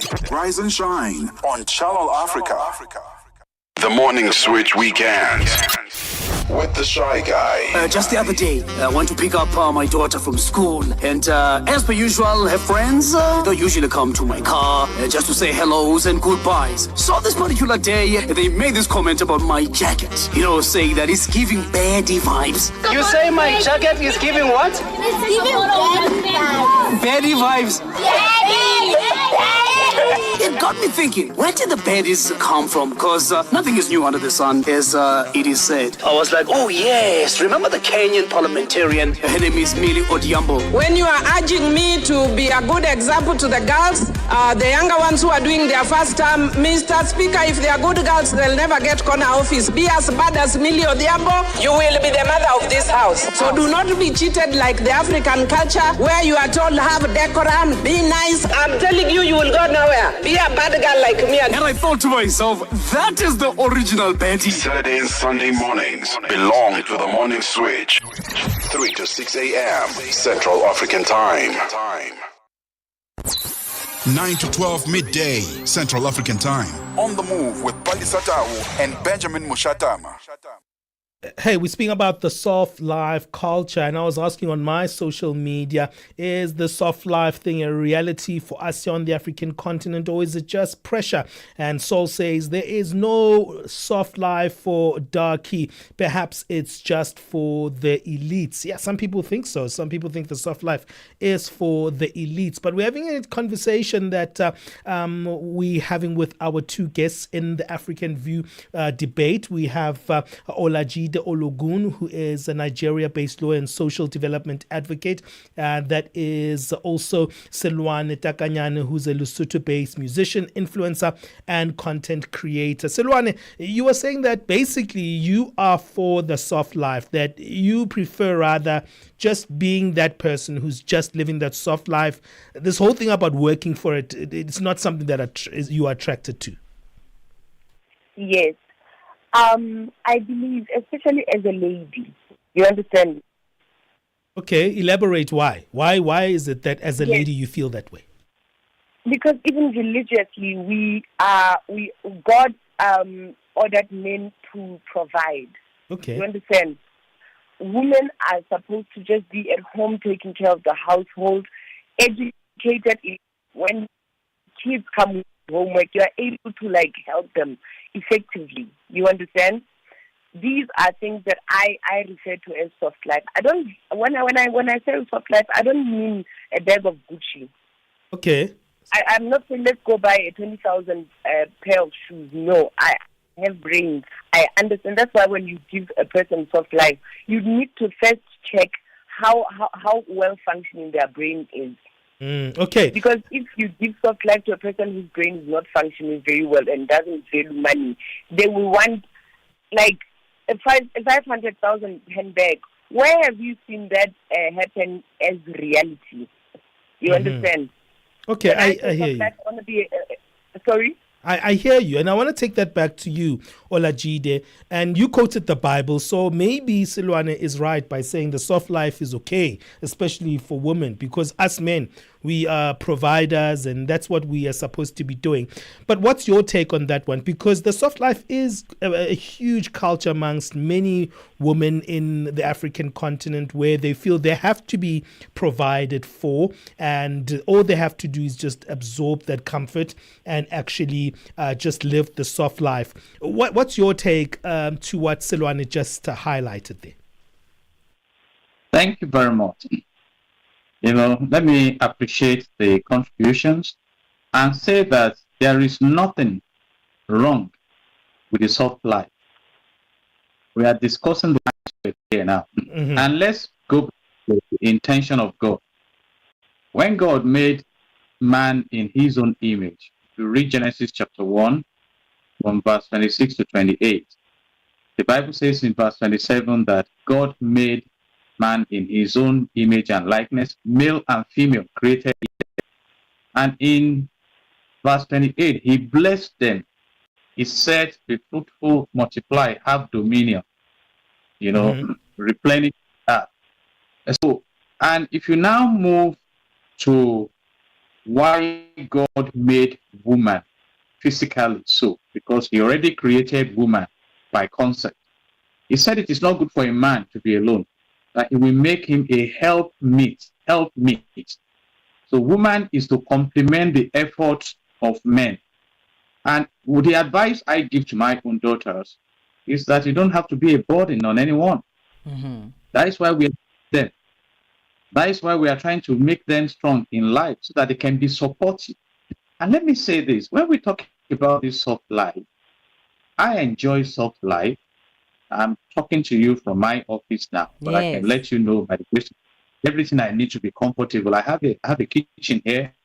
If I feel like eating, I step in there, take good care of myself. But there's something I tell younger ones. If you play now, you will pay later. But if you pay now, you will play later. So I have paid for this soft life I'm enjoying now. And that's the point. And that's why I made reference to the concept of the poor man buying luxury first, the rich man buying luxury last. So we must, even God himself, God worked to create everything. And the Bible says that after completing creation of the heaven and the earth, God rested on the seventh day and blessed it. You know what I mean? So I don't want us to associate the soft life with a lazy life, which is what is happening. Let me give you an example. I'm doing a house renovation now. It's difficult to even get artisans to come and work because young ones don't want to learn again. You know what I mean? They are now on the phone. They live on the phone now. Some of them scamming and things like that. So that is not the kind of soft life I'm talking about. That is laziness. Yeah. Okay. I want to take it back to our other guest because it seems like you're saying delay that soft life, work for it now, and then at a particular point in time, you can actually then live that particular soft life. Silwane, do you agree with that? That now's time to work. We are the youngsters right now. Let's work. And then only later, then we can try at least get the benefits of that soft life. Listen, I already agreed with that from the word go. Okay. I believe in ending your own soft life. I say this because it is not safe to live off somebody's money and then tomorrow these people do horrible things to their partners because they give them everything they want. We see as many abuse stories that come out. And then a girl, for example, right now, let's just quote what's happening with Diddy and Cassie. You understand? Did you see how inhumane Cassie was being treated? But on the outside, somebody who was actually a salon owner in New York was like, I used to envy this girl's life so much. So much. This girl came in, she had all the purses star Chanel, all the purses star Hermes, like everything that one may think that is life. You understand? But look at what was happening in behind the scenes. So I'm saying to girls and boys, you need to just sit down, strategize what you want to do. Sometimes even working does not mean lifting bricks. You understand? There's so many side hustles one can do online, and you work from home, and you just earn in dollars, in euros, in pounds. Why can't we just be a generation that says, this is the life I want for myself. I want a beautiful life because I'm a beautiful girl, and I believe that God has created me for this beautiful life. And when I say beautiful life, I don't mean you drive the latest SUV. I mean you do not have to worry about bills. I mean you do not have to worry about... Okay, Silad, I'm going to stop you there. We need to take a news break. I'd love both of you to stay on the line because, we can tell you guys are agreeing on one thing, right? That work is important in the conversation of the soft life, even though most people want ease and luxury. But even with work, let's say you have the ability and you have the aspiration to work hard and attain that soft life. It seems like that still is not attainable, right? We have socio-economic issues. We have high unemployment rates. Is it something that can actually happen within our lifetime? So I want you guys to think about that while we go on the break, and then we'll come back and continue with that conversation after that. It's 10:31. Fikile Lungwati is back with our latest sports news.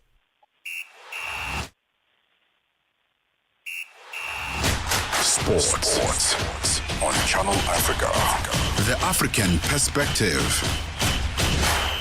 And we start off with tennis news ongoing in Paris. The French Open first round continues today at the Roland Garros with defending champions Carlos Alcaraz and Iga Swiatek beginning their title defenses, while world number one Jannik Sinner opens his quest for the fourth Grand Slam crown. Swiatek, who lifted the Coupe Suzanne Lenglen in 2020, 2022 and 2023, and last year has been far from her best in the clay swing after falling short in Madrid and Rome.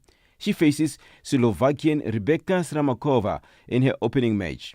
In the peak of the first round matches in the women's singles draw, four-time Grand Slam champion Naomi Osaka will take on former world number 2 Paula Badosa. Defending champion Alcaraz is the strong favorite in the men's singles after lifting trophies in both Monte Carlo and Rome. The Spanish world number 2 was initially scheduled to face Kei Nishikori, but will instead play against 310th ranked Giulio Zepperi after the Japanese former world number 4th withdrew. And the UAE has been placed in Group C of the FIFA Under-17 FIFA World Cup Qatar 2025. That's Under-17 alongside Senegal, Croatia and Costa Rica. A tournament is set to run from the 3rd to the 27th of November 2025. The group stage draw took place in Doha on Sunday, assisted by 2014 FIFA World Cup winner Julian Drexler and former Qatar Under-17 player Abdulaziz Ali Sulaiti. Moroccan side RS Berkane are the Total Energies CAF Confederations Cup 2024-2025 champions after coming from behind to a 1-1 draw in Zanzibar to secure the title on aggregate in a tense and emotional final clash.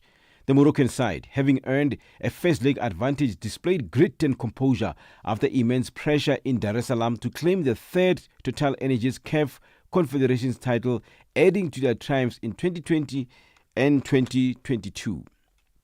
Now, rugby news. Springbok head coach Rassie Erasmus believes the 2-day alignment camp in Cape Town was highly beneficial for all involved. The in-person sessions catered to local players, while players based abroad joined virtually. Erasmus and his assistant coaches delivered a series of presentations aimed at building cohesion and clarity ahead of the international season. The Bok coach outlined the program for the 2 days and provided insights into the key areas covered in the sessions. Lots of guys, I think 36 in person, and then obviously a lot of the guys that's abroad and maybe injured, or a few guys that couldn't be here, even locally. So we had about 54 guys with all the coaches and all different departments getting a chance to share our plan and the way we want to operate. And it was mostly on-field stuff in the specific camp where we actually get to the rugby stuff now. But we know there's still franchise rugby to be played. For any sports stories you'd like to share with us, please send an email to newsroom@channelafrica.co.za or call us on +2711 714 4459. This is Channel Africa Sport with me, Figile Lingwati. Sports on Channel Africa. The African Perspective. Es-tu préoccupé par quelque chose? Es-tu passionné par les questions qui comptent? As-tu une voix qui mérite d'être entendue? Eh bien, nous avons la plateforme parfaite pour toi. Téléphone-nous ou fais-nous un WhatsApp au +27 66 408 87 42 et nous te rappellerons. Sois dans la conversation. Salut Channel Africa, ici Beno le diamant rouge et Binal Sport depuis le Cameroun, le pays des lions. Voilà. Sois dans la conversation. Il ne s'agit pas seulement de parler, mais c'est ta chance d'exprimer ton point de vue, de partager tes opinions et de t'engager avec une communauté qui valorise ton avis. Suivez-nous sur les réseaux sociaux, visitez notre site www.channelafrica.co.za et préparez-vous à partager vos points de vue sur Channel Africa, la perspective africaine. Get Channel Africa on DSTV Audio Bouquet. Channel 802. Hey, let's head over to Nosipho Zuma for the latest update on business.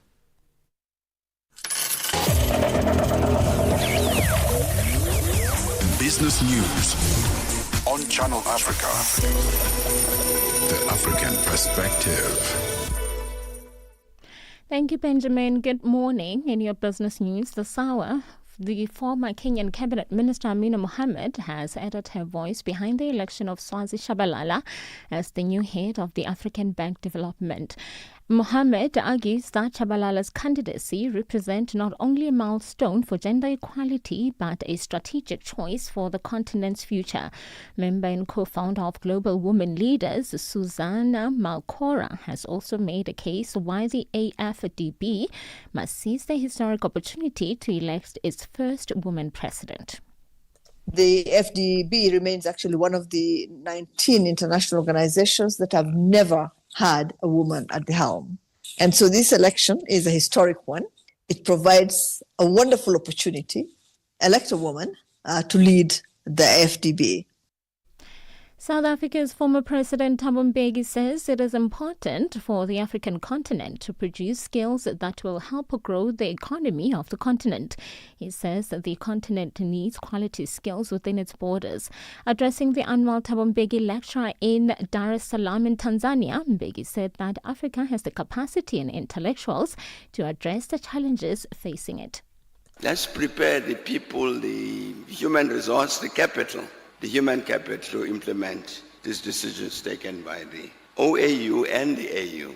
I'm mentioning that because then when we established the foundation, indeed the understanding was that this was an Africa foundation, not a South African foundation. And one of the very first things we did was to establish an African leadership school that's developed the cadres who are going to be focused, be knowledgeable about these Africa policies and act on them. The Umkhonto weSizwe Party Secretary General in South Africa, Floyd Shivambu, says that there is a constitutional obligation for the country to address and rectify the wrongdoings of the past. This comes as the Minister of Communication and Digital Technologies announced possible amendments to black economic empowerment policies that could allow multinational companies to operate in South Africa by foregoing BEE regulations. Shivambu, who delivered a memorial lecture in honor of Africa Day in Tembisa yesterday, said that bending the law to favor an individual such as Elon Musk would hinder the progress of transformative legislation. So Parliament and all self-respecting legislators must reject the nonsensical proposal of the DA, ANC puppets who want to accommodate Elon Musk in a very wrong approach in the manner that it is, because it's not going to be sustainable. Why would any other sector of the economy want to comply with BEE laws or redress laws if Elon Musk is given some preferential treatment against everyone else? The South African retail chain company Pick n Pay has reported a narrower full-year loss before tax, reflecting a lower trading loss in its core business. The company says it expects to break even in 2028. The grocery retailer's loss before tax and capital items came in at $13.3 million in the 53 weeks ended the 2nd of March from a loss of just over $78 million the previous year. U.S. President Donald Trump says the United States will have control over U.S. Steel as part of the company's partnership with the Japanese company Nippon Steel. As part of the deal announced on Friday, Nippon Steel plans to invest $14 billion into U.S. Steel's operations, including up to $4 billion in a new steel mill. On Friday, Trump said the merger would create 70,000 jobs. He also said it will be controlled by the United States. Otherwise, he wouldn't have made the deal. Your financial indicators: $1 US in Nigeria is trading at 1 Naira 589. In Botswana, it's 13 Pula 30. Kenya, the dollar is trading at 128 shilling 23, and in Zambia, it's 27 kwacha 46 cheese. $1 in Brazil is trading at 5 rubles 65. Russia is 79 rubles 42. India is 85 rupees 11. China is 7 yuan 19. And in South Africa, $1 is trading at 17 rand 80. $1 is trading at 73 pence to the British pound and 87 to the euro. Looking at commodities, gold is trading at $3,346 and platinum at $1,089 per ounce. The price of Brent crude oil is at $64.92 a barrel.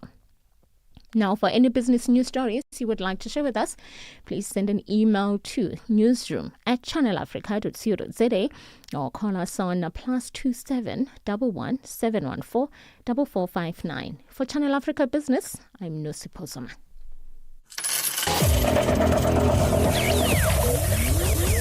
Business News on Channel Africa. The African Perspective. Es-tu préoccupé par quelque chose? Es-tu passionné par les questions qui comptent? As-tu une voix qui mérite d'être entendue? Eh bien, nous avons la plateforme parfaite pour toi. Téléphone-nous ou fais-nous un WhatsApp au +27 66 408 87 42 et nous te rappellerons. Sois dans la conversation. Salut Channel Africa, ici Beno le diamant rouge et Binal Sport depuis le Cameroun, le pays des lions. Voilà. Sois dans la conversation. Il ne s'agit pas seulement de parler, mais c'est ta chance d'exprimer ton point de vue, de partager tes opinions et de t'engager avec une communauté qui valorise ton avis. Suivez-nous sur les réseaux sociaux, visitez notre site www.channelafrica.co.za et préparez-vous à partager vos points de vue sur Channel Africa, la perspective africaine. Keeping you on the know and on the move. All right, we continue with today's African View. That's a debate where we look at a contentious issue on the continent. Today we're speaking about the soft life. Is it a tool of empowerment, an aspirational way for us to look forward to life, or an unrealistic fantasy for most Africans? We still have on the line with us lawyer and social development advocate Olajide Ologun, as well as musician, influencer and content creator Selwane Takanyane. So both of you, before the break, got to agree on one particular thing, right? That hard work was an important part of achieving the soft life.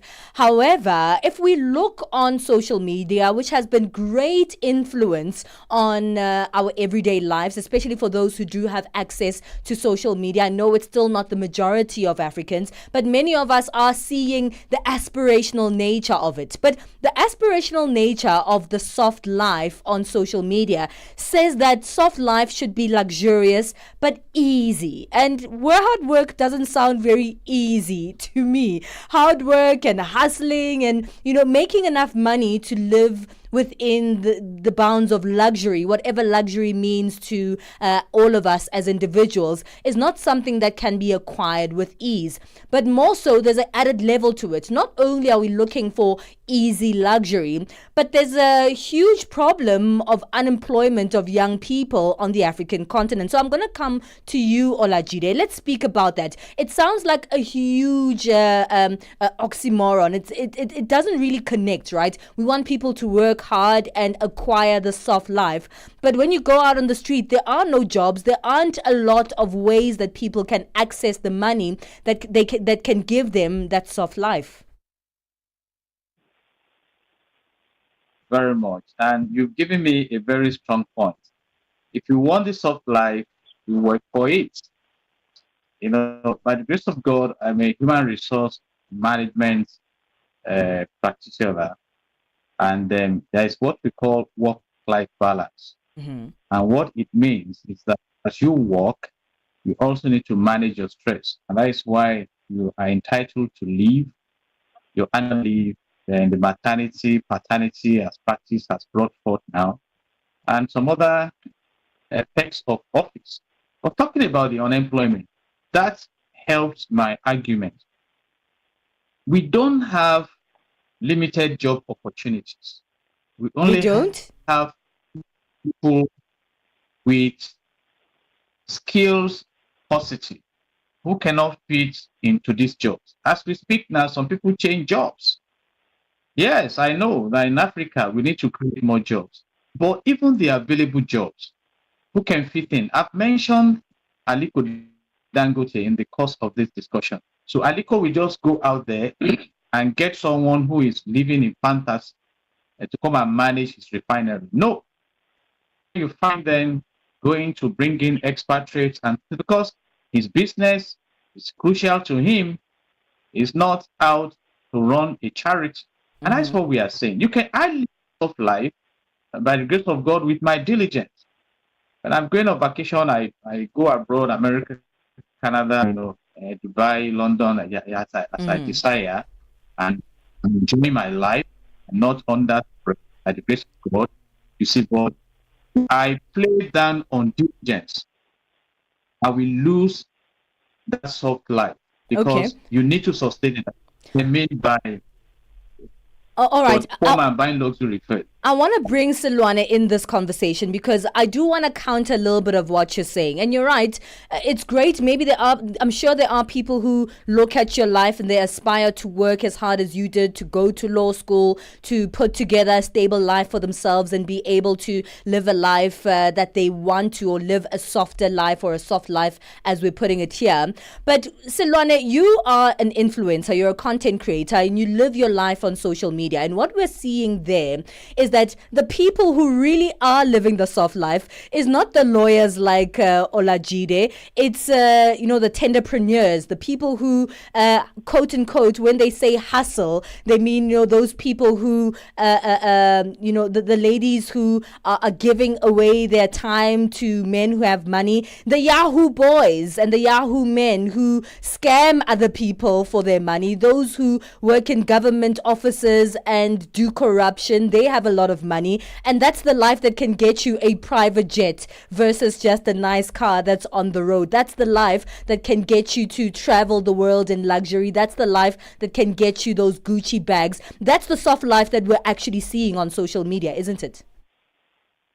I think before we should have started first by describing soft life, which is what I did. Yeah. According to my understanding.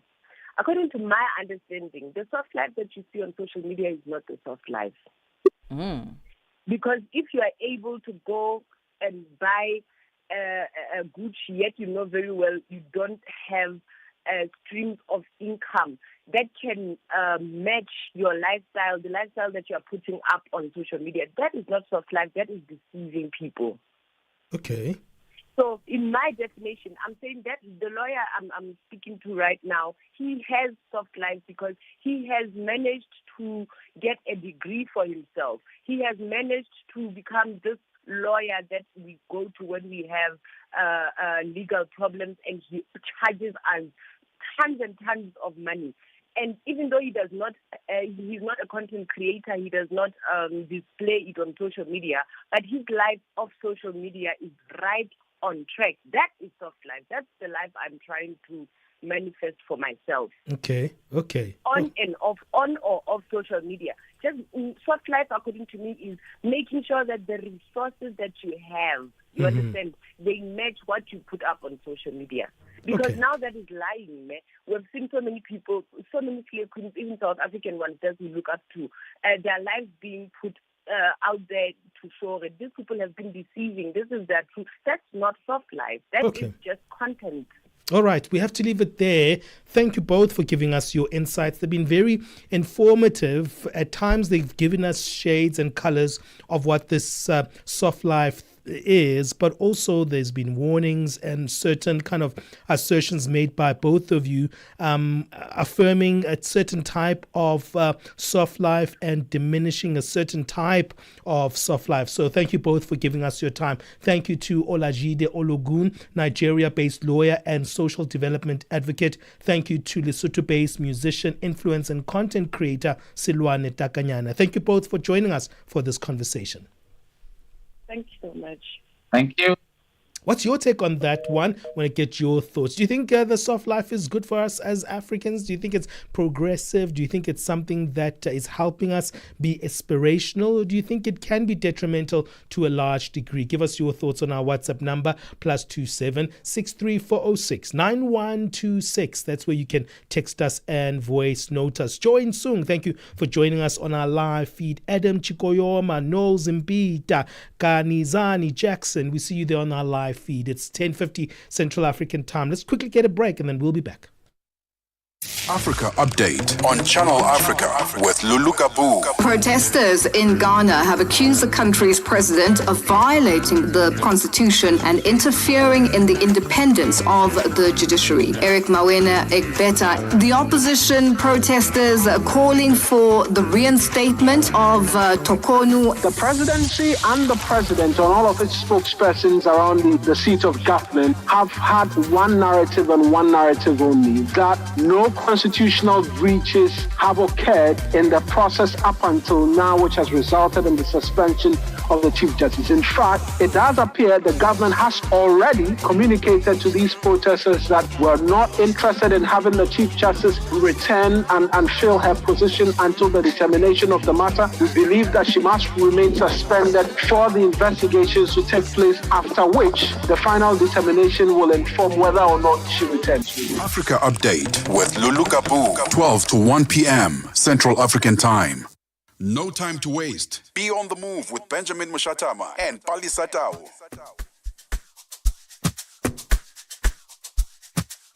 Ivan Real with Tepu Kholikweleni and Nompumelelo Ngubeni. Tame Ngubeni talks money, Africa in business, 4 till 5 p.m. 5 till 6. We put on a little bit more color. Vue d'Afrique with Joel Moteba. We go to Eastern Central Africa and find Darubinia Africa with I Am Shakif. Madapiri gives us some life. Zochi Tika, 7 till 8 p.m. Maria Mokumalo comes in 8 till 9. We get some useful knowledge. Kalodiscopia, 9 till 10. We take a look in Africa and beyond. Africa World Hour with Sipiso Makwetla. And we close it up with some love. The Hotlines with Shailen Dikumana, 10 till 12 p.m. on Channel Africa. Across borders, across time zones, on air, online. This is Channel Africa. Africa has a voice, and that voice is Channel Africa. It keeps you in motion, speaking, singing, questioning, rising. Wake up with Rise and Shine, 6 till 9. Peter and Asanda, as they bring you breaking news, sharp analysis, and the voices that shape the day. At mid-morning, we get on the move with Palesa and Benjamin, digging into the African lifestyle, people, and the things that make Africa smile. 12 till 1, Africa Update with Lulu Kabu, getting in-depth, powerful stories, and the perspective you won't hear anywhere else. The Upside, 1 till 4, live and real, with Tebogo Likweleni and Nompumelelo Ngubeni. Tame Ngubeni talks money, Africa in business, 4 till 5 p.m. 5 till 6, we put on a little bit more color.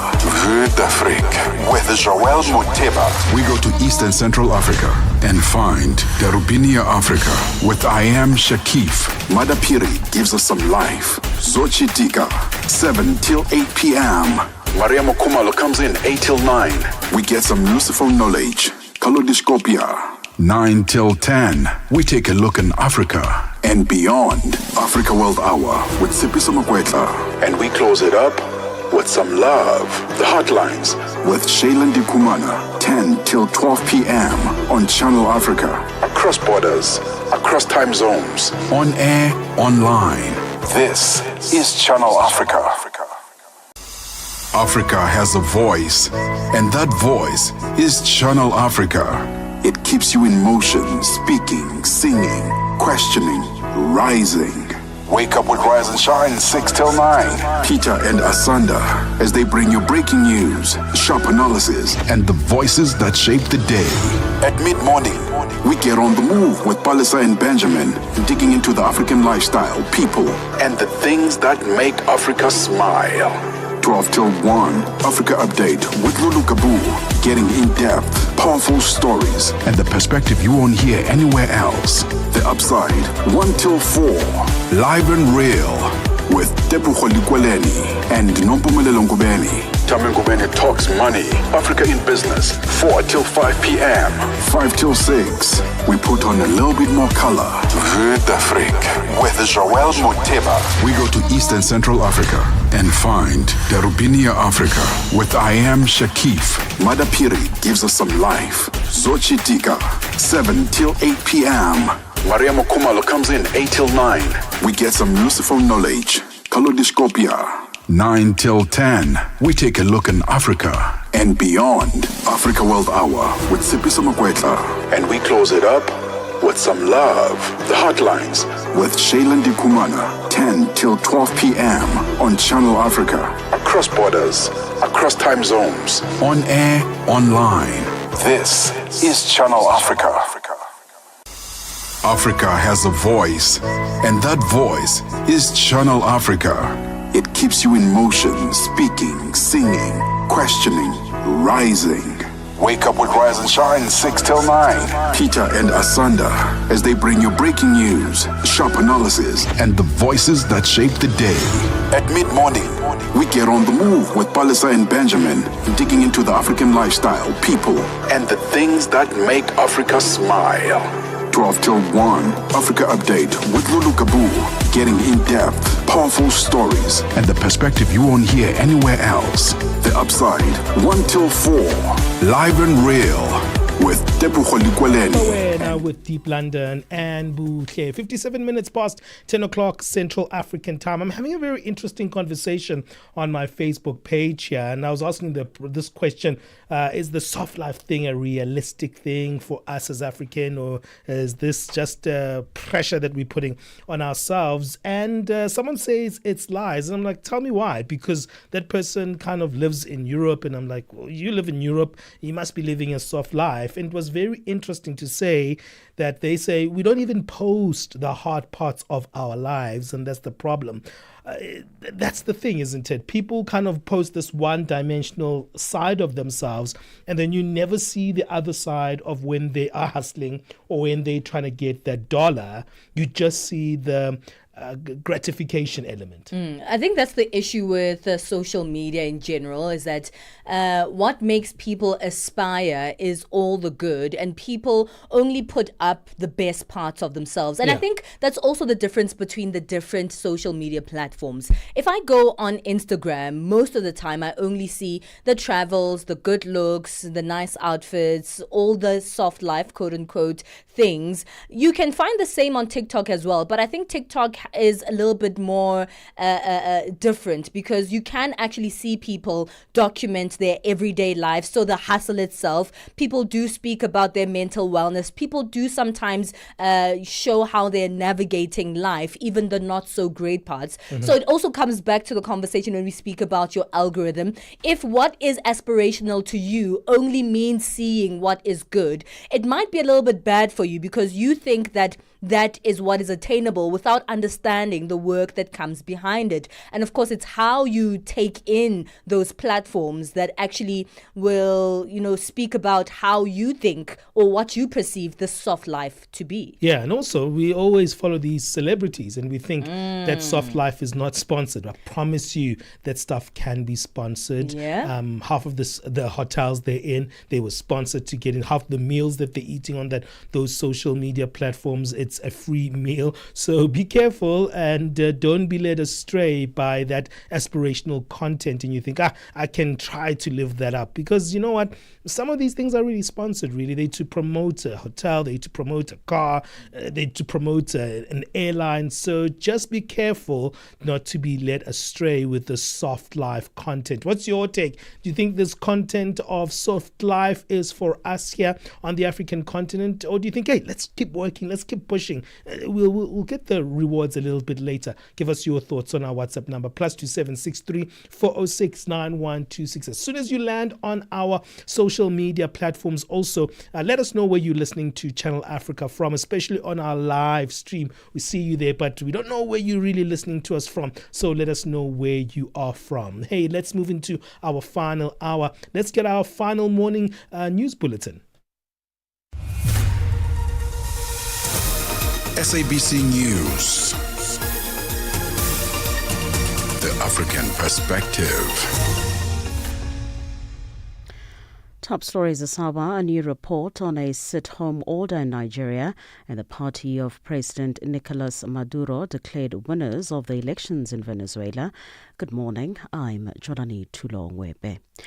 A sit-at-home order by banned separatist group Indigenous People of Biafra, or IPOB, in Nigeria's southeast has led to the death of over 700 people in the region over the past 4 years.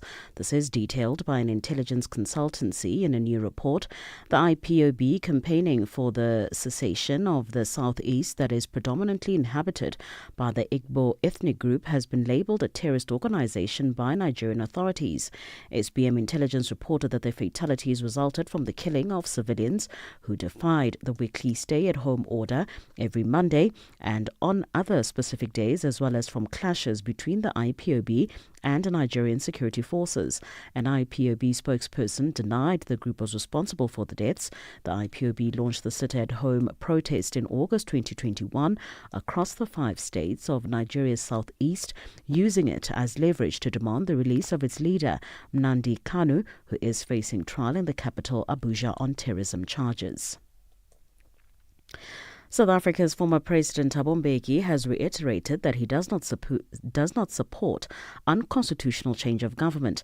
Mbeki revealed he intends to meet leaders of Burkina Faso, Mali and Niger in an effort to move their countries from military to civilian rule. Speaking to the SABC in Dar es Salaam, Tanzania, Mbeki says Burkina Faso's leader Ibrahim Traore has reached out to him for a meeting to discuss the situation in his country. We are in contact with all three governments in the Sahel, and they're asking for us to work with them to help to determine what happens next in their countries. And we are requesting the Malians to ensure that while we're in Bamako, they arrange that we meet, that delegations from Niger and Burkina Faso that come.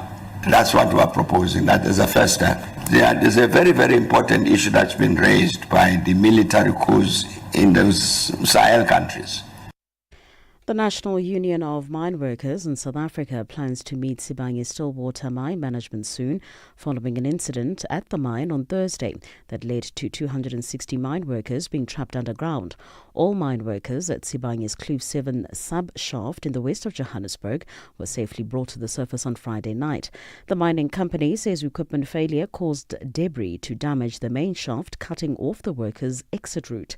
NUM's National Chairperson for Health and Safety, Duncan Luvuno. Maybe just to give a background of what happened after the 300 mine workers at Truth Mines were saved. We agreed as the management that we are going to prioritize a meeting either on Monday or Tuesday while the issue is still fresh, so that we can be able to sit timelessly around the table so that we can see how can we avoid this, and also to probe of what happened so that it can be avoided. We are still awaiting for management to consult organized labor so that we can meet either Monday or Tuesday.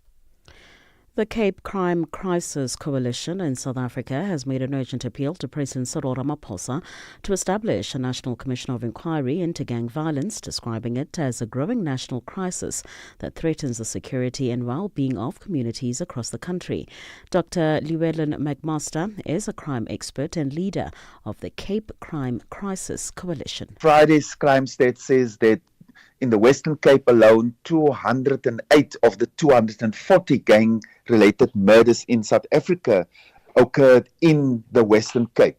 And some of these police stations have been in the top 30 for some time.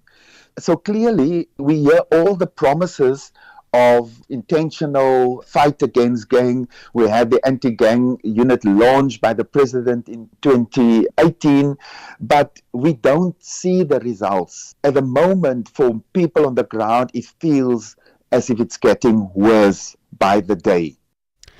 The Electoral Council in Venezuela has said the party of President Nicolas Maduro has won the country's regional and congressional polls in a vote boycotted by most opposition groups, as United Socialists won 23 of the 24 governorships and an absolute majority in the National Assembly. Maduro is widely believed to have stolen last year's presidential election, for which full results have not been published.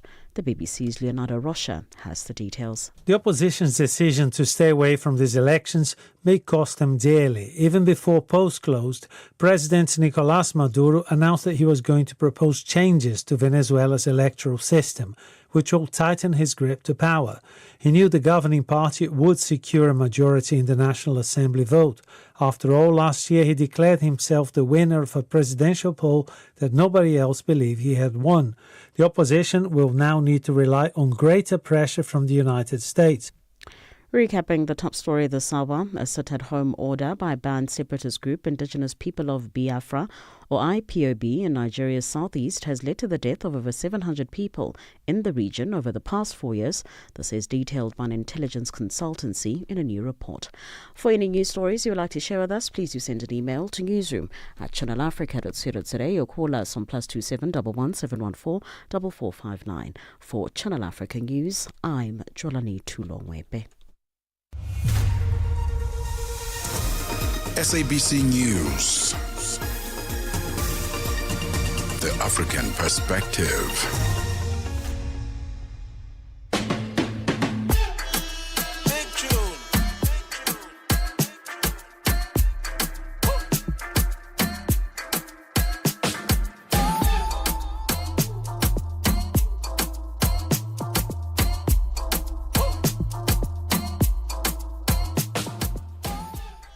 Hey, we're ready to actually wrap things up, but we still have a bit of a mile to go. We'll be leaving you at midday Central African time, which is just in a few minutes' time. But we still have a long way to go because we have a few conversations still coming up. Hey, it's time for us to continue with our Healthy Monday theme, coming back to health with our Monday feature, which is fitness and nutrition. We're going to be looking at this very, very interesting one because diets are multiple. There's different forms. I was just relating that there was this one that I was not so convinced about. I saw people in my life were like, no, do it, man. It's great. Banting.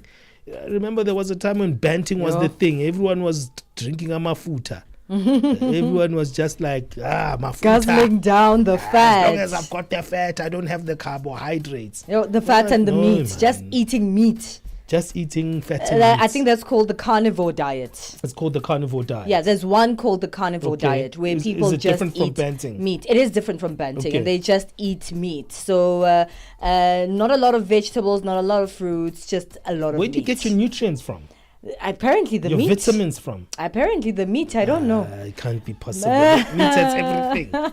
They say they look amazing, so I don't know. Yeah, that's the thing with diets. I think it's also, that's the aspiration, right? It's always like, how am I going to look after I do this? It's so interesting. So we're going to be looking at this, but we're going to be speaking to a personal trainer, Owen Hambulo, who say, you know what, let's be alert around these particular diets. There's so many of them online. And he says, or Owen says, that they can actually create bad habits, or they can actually not be good, especially if you're supplementing these diets with fitness or workouts, right? Sometimes you need a diet that's going to also complement how you're working out, what's your focus with your working out. But another thing is that some of us have chronic illnesses, right? And those chronic illnesses have to be supplemented with good, healthy eating. So we'll find out from Owen what is the warning all about and what we should actually be doing. Because I think by now we're a little bit confused. Yeah. 100%. Well, let's go into that one. Also, let us know which diets that you've tried out there and if they've worked or not. It's good to really understand, what the landscape of diets are now. And what are the latest fads that you've been catching up on when it comes to dieting? Is there something you saw like, oh my goodness, these people look so incredible. I'm definitely going to try that. Join our live stream on Facebook, Channel Africa, on Instagram at Channel Africa 1, and on YouTube at Channel Africa 1. Find us on X. We still have a lot of our conversations there as well. We're also at Channel Africa 1 on that platform. But we can have your voice here as well. So give us some of that on our WhatsApp line. You can voice note us or text us on +27 63 406 9126. Let's go. It's the final hour of On the Move this Monday morning. Channel Africa and you have got something in common. The thirst for knowledge. Je, una jambo lolote akilini mwako? Je, una shauku kuhusu masuala muhimu? Na je, una maoni ambayo unataka yasikike? Kweli, hili jukwaa ni la kwako. Piga simu au tuandikie kwenda WhatsApp namba alama ya kujumulisha 2760552594 na tutakupigia simu. Mtangazaji wa habari zetu za Afrika Kusini mjini Johannesburg. Hivyo unaweza kuwa mshirika kwenye matangazo yetu. Sio mazungumzo tu, ni fursa yako yako na kushirikiana na jumuiya ya wasikilizaji wanaotamani mtazamo wako. Tufuate kwenye mitandao ya kijamii. Tembelea tovuti yetu www.channelafrica.co.za na uwe tayari kushiriki na kuchangia maoni yako kwenye Channel Africa. Channel Africa, mtazamo wa Kiafrika. Benjamin Moshatama and Palesa on the move. Hey, let's get into our fitness and nutrition feature every Monday. In a world obsessed with rapid transformations and instant gratification, fad diets have become increasingly popular, often promising dramatic weight loss or health benefits in record time. But beneath the glossy before and after photos lies a more complex reality. We speak about this with personal trainer Owen Hambulo, who's sounding the alarm on trendy diets. With years of experience helping clients sustain fitness habits, Owen is warning that quick fix eating plans may do harm than good, risking both physical health and long-term progress. Owen, welcome on the show. Thanks. Yeah, it's good to having you here. How's everyone? Everyone is super good. Tell us a little bit about, how you define a diet before we get into your warning. What is a diet? So basically a diet is just like a guideline, like what to eat, exactly what you're putting in your body. And it's something long term, it's not like quick fix. Something has to be long term. Mm. And I mean, what considerations do you make, Owen, when putting together a diet or thinking about a diet? Because I like the fact that you use the premise that it's actually a long-term thing. It's not something that is going to be a quick fix. As someone who works in this space as a personal trainer, what do you think we should be knowing when we are considering a diet? Because I think a diet, we sometimes think it's something that we shouldn't be considering every day when we're actually putting together a meal. But a diet should be normal then if you're putting it in the way that you're putting it. Yeah, that's the thing. Yeah. So a diet has to be, most people when they think of diet, they think of just, let's say maybe they want to do a diet for 4 weeks, shed off a bit of weight. But in the long run, they end up like picking more weight, and just not even becoming healthy because they get to deprive themselves, of other foods. So the thing is just you have to understand that it's a long-term lifestyle, like you have to think of it like as a marathon, it's not like a quick sprint, It's something that you have to do long-term, and your mindset has to be in the right space, Yeah. Because most people, they just think of it like, let's say maybe 2 weeks, I want to lose a bit of like weight, maybe I have a function or something like that, yeah. Mm-hmm. So, I mean, when you look at the diets that you are warning people against, which diets would you say are ones that are a little bit dangerous? Like lately, I've seen people jumping on this, what's the name of that diet? Like the Team Nox one. It's like a fat diet where like you cut off like all carbs and what's this? It's like banting. Basically, remember there was one called banting. More like yeah. banting. Yeah, banting. Yeah. Most people ended up like becoming even unhealthy and having like serious chronic issues because of that diet. Where like they would not eat any carbs, no like anything else, just protein and fat. And what do you see as a problem there with that low carb, high fat kind of approach? I think in the long run it's not sustainable because everyone will need carbs. Carbs are part of like the body uses carbs as fuel. So without carbs, you're just shutting down your whole system. So it's not healthy at all. So everyone needs carbs, but you just have to know exactly like what type of carbs and how much you're putting in your body. Yeah. And I mean, what do you think the kind of foods must be looked at or accommodated when you look at a healthy diet?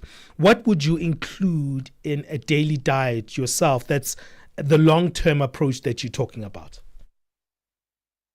The thing is, it has to be balanced. You need everything. You need carbs, you need a bit of healthy fats, you need protein.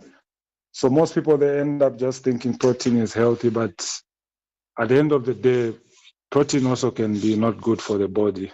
So most people get to abuse protein in the name of like, because they hear everyone saying, no, protein is healthy, but it's not the case. So as a result, they end up putting like strain on their kidneys. Yeah. So the thing is, you have to balance everything. You need the veggies, you need like carbs, you need the protein. Yeah. And let's talk a little bit about also the health elements when it comes to, you are a personal trainer. When training, how do you actually consolidate or include your diet in that? I'm sure there are certain things that you have to have in consistency, especially if you are someone who's maybe going to the gym or is running or is an athlete. I'm sure those elements are also important on how you are eating. Consider also your training methods. Yeah, that's very true actually, because the thing is you have to know your body and you have to know exactly what you're putting in, because it has to be like a balance, where like enough exercise and enough protein so that like you recover. So recover is part of the whole thing. Let's say you're working out hard and you're not eating. You just end up, shutting down your system and increasing the risk of injury. So food and exercise work hand in hand. Yeah. And what most people do at times, Owen, is that they have this thing that they don't even go to their doctors to find out, okay, what type of foods should I be eating, especially as who have like real chronic illnesses or people who are really struggling with particular illnesses. I think diet is something also they should lean on to their medical experts to actually find out what should they be considering. That's very true actually, because the thing people that get to like just ask anyone, but you need like serious professionals like a registered dietitian and the doctor, like your physician, they get to, because they know you and your underlying issues and all those things. But people, they tend to just jump on anything, let's say they're just on the gym floor, someone just says, no, this worked for me. And they jump on that, forgetting that everyone is different, like you need to be smart with your approach and consult with the right people. Okay, Owen, we're going to leave it there. Let us know where people can find you. I see you have a fitness site. Tell us where people can go to find out more about the work that you do. Yeah, so I have a facility, like it's a private gym in Sandton, like on West Road, at the Sandton Empire. Okay. On West Road. Cool. What is it called? It's called just Sandton Empire. That's the name of the building. Okay, fantastic. Is it called Owen Fitness? Is that the one that I'm seeing? Yeah, Owen Fitness, the Sandton Empire. Fantastic. Thank you so much, Owen, for joining us. Okay, thanks. Well, that is Owen Hambule, and he was helping us really consider certain things in terms of our fitness and nutrition thing. Be careful what you consider there. I would say do a lot of research, but not TikTok research. Verify your things outside of TikTok in terms of what you want to do. Don't just stick on a social media platform. Research something outside even the internet is not always available. Do a third check as well and speak to an expert or a doctor about your diet choices. It's 11:20 Central African Time. Let's take a break. The rhythm of Africa, the pulse of the continent. This is Channel Africa, the African perspective. Africa in Song with Chanduko Ligege.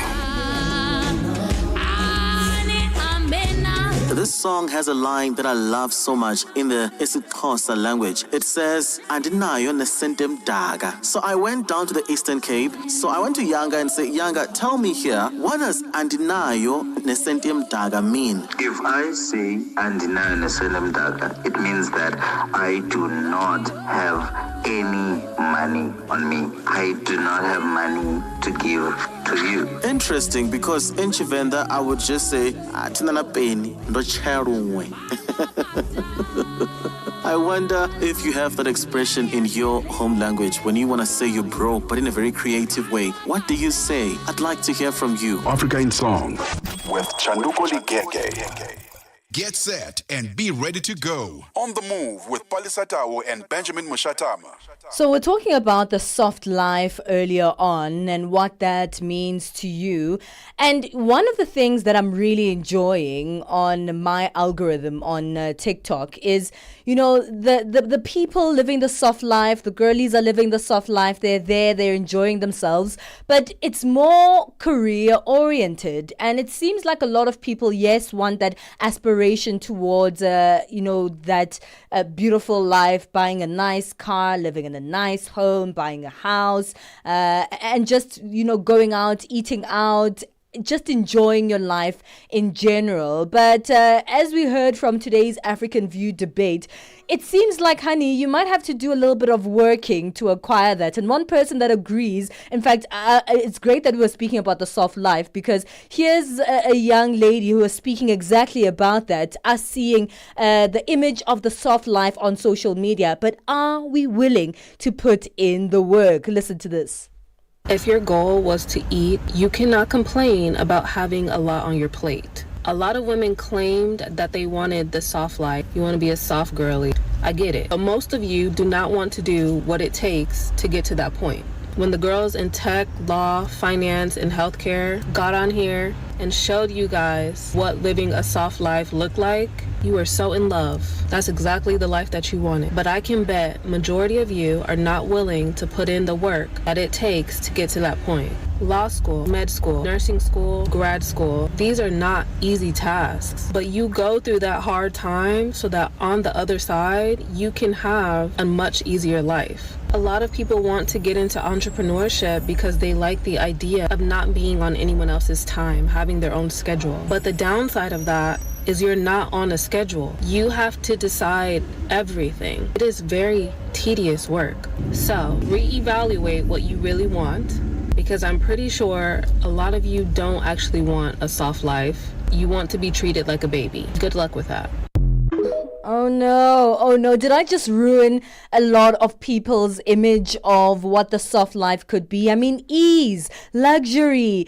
How are you going to pay for all of that, honey? How are you going to pay for it? That's the big question.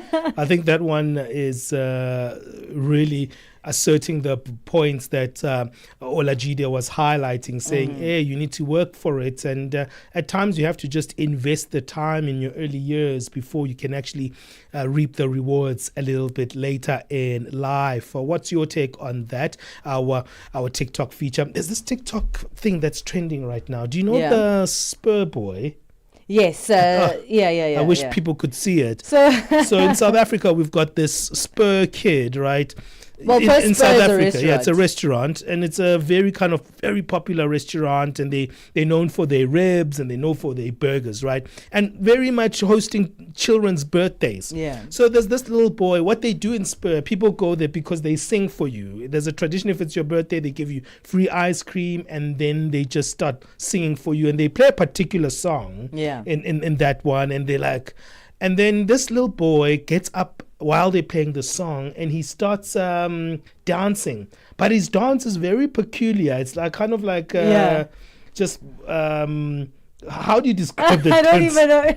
You know, I can describe it for you if you're someone who's a little bit old school when it comes to your international music. So first, this boy is really serious. He looks like he won't even clap his hands. And all of a sudden, he stands up from the table. Yeah. And if you know the song Love is Wicked by Brick and Lace, and you remember what the music video is like. So this shifting of the hips, like really strong pulsating of the hips. Yes. And that's what he starts doing. And so everyone is now doing that dance on their birthdays. People are going back to Spur so they can have this moment where they can duplicate this little boy's dance. Super cute. I hope Spur gave him some money because he's really brought in the customers with that one. Yeah, he has. Super cute one, man. What's your TikTok trend? What's happening in your TikTok world? Let us know on +2763 406 9126. Send us a link and maybe we can share it on air. Man, let's go back to the music. This is DJ Neptune with Kai. This one is titled Gelato. Greatness Republic.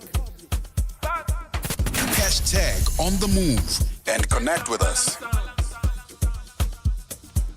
DJ Neptune, hit me. Oroma, Cinderella from Puerto Rico. You carry go like Cabino. As I see always, baby, I swear I say Ale, Aje, Omote now. You must do come my tell you sweet like. Just reporting history, but shaping the conversations that define Africa's future. For brands, media planning, and advertisers, Channel Africa is more than just a platform. It's an opportunity. With 25 compelling shows covering current affairs, sports, business, music, and lifestyle, we deliver an engaging Pan-African audience ready to connect, invest, and act. Multi-award winning, internationally recognized, digitally accessible across the globe. When Africa speaks, the world listens, and Channel Africa makes sure of it. For business, for culture, for Africa, partner with Channel Africa because Africa's voice is the future. Africa is a story. A living, breathing, ever-evolving masterpiece. And for over 5 decades now, one voice has told it like no other. Channel Africa. More than just a broadcaster, Channel Africa is the pulse of the continent. African-led, African-run, and deeply rooted in its heritage. It's the only international station that speaks to Africa in its own voices. English, Kiswahili, Chinyanja, French, and Portuguese. The languages that unite 1 billion people. We have been there through every shift, every milestone, and every triumph. Not just reporting history, but shaping the conversations that define Africa's future. For For brands, media planning, and advertisers, Channel Africa is more than just a platform. It's an opportunity. With 25 compelling shows covering current affairs, sports, business, music, and lifestyle, we deliver an engaging Pan-African audience ready to connect, invest, and act. Multi-award winning, internationally recognized, digitally accessible across the globe. When Africa speaks, the world listens, and Channel Africa makes sure of it. For business. And also on the SABC Plus app. We speak about the soft life today. It's been a topic of interest, and people are saying different things. Some people are like, you know what? The economy doesn't allow. Just the economy. If the economy was fine, then we would be able to have a soft life. But is it really that simple? Where you actually say it's about the economy, or is it really about the access you have to the moolah? I think it is one. But also, you can design your own soft life, man. You can. I don't think you have to earn a particular amount of money to actually have a moment of enjoyment in your life. I think there are a lot of things that you can do outside of the framework of money where you feel like I'm living the soft life. Your soft life doesn't have to be the next person's soft life. Yeah, it doesn't have to be the private jets. Everyone, there are moments that just make you feel incredible. And if you want to live within those moments, you can romanticize your life, which is great. We were speaking about it not so long ago. Romanticizing your life can give you that feeling of a soft life, and if you do it as an everyday part of your life, you can actually be living the soft life every day without the private jet. Yeah, you don't need the private jet actually. Well, let's quickly move on right now and get our latest sports. Feeling what is wrapping things up. It is 11:30 Central African time. Sports on Channel Africa. The African perspective. And we start off with basketball news this hour. The Nigerian national senior women's basketball team, the Tigress, and the Nigeria Basketball Federation, NWBF, are gearing up for what will be one of the best basketball events held in Nigeria. For the first time, the multiple award-winning D Tigress will play on the national soil after winning 5 back-to-back Afro-Basket Championships, spearheaded by Nigerian WNBA coach Rina Wakama. The African champions will take on classic Kenya and high-rising Togo teams in Abuja from the 18th to the 20th of July.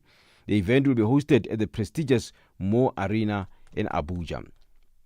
The UAE has been placed in Group C of the FIFA Under-17 World Cup Qatar 2025 alongside Senegal, Croatia and Costa Rica. A tournament is set to run from the 3rd to the 27th of November 2025. The group stage draw took place in Doha on Sunday, assisted by 2014 FIFA World Cup winner Julian Drexler and former Qatar Under-17 player Abdulaziz Al Sulaiti. The edition marks the first time the Under-17 World Cup will feature 48 teams divided into 12 groups of 4. The expanded format promises a variety of high-profile matches and competitive fixtures.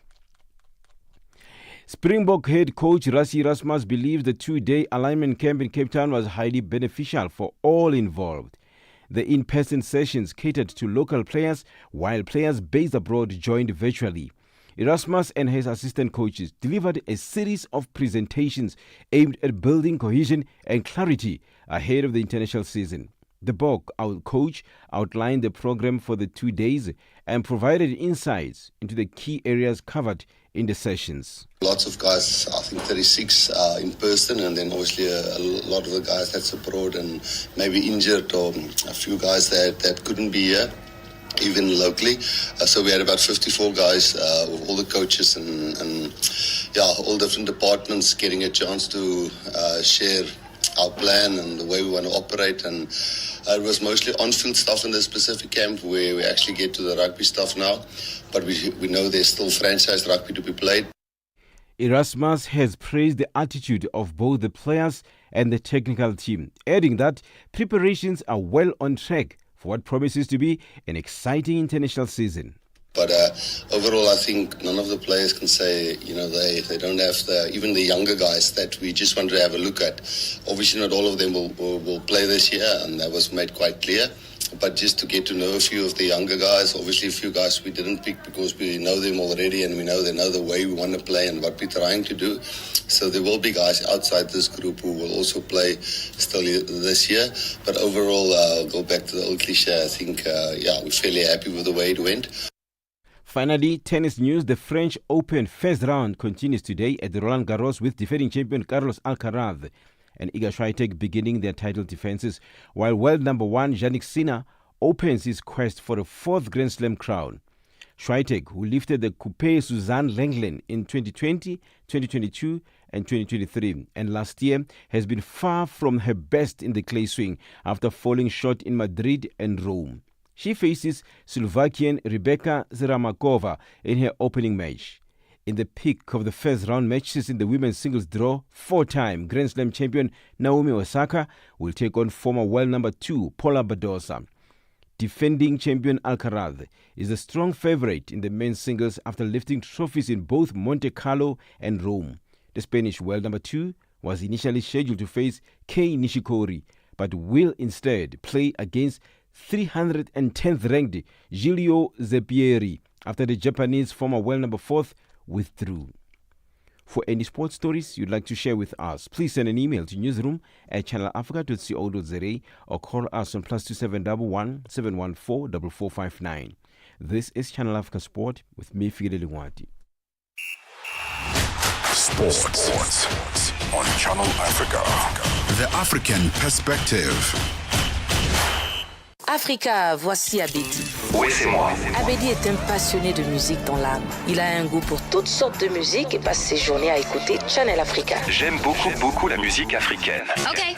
Devinez quoi? Channel Africa veut aider Abedi et les mélomanes du monde entier à découvrir encore plus de musique incroyable.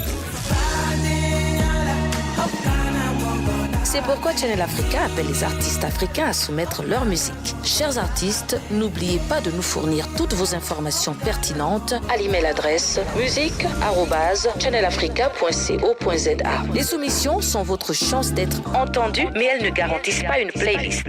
Toutes les soumissions seront soigneusement examinées pour voir si elles répondent aux exigences de notre station. Channel Africa, la perspective africaine. All right, it's time for us to quickly wrap up even our business news for the morning.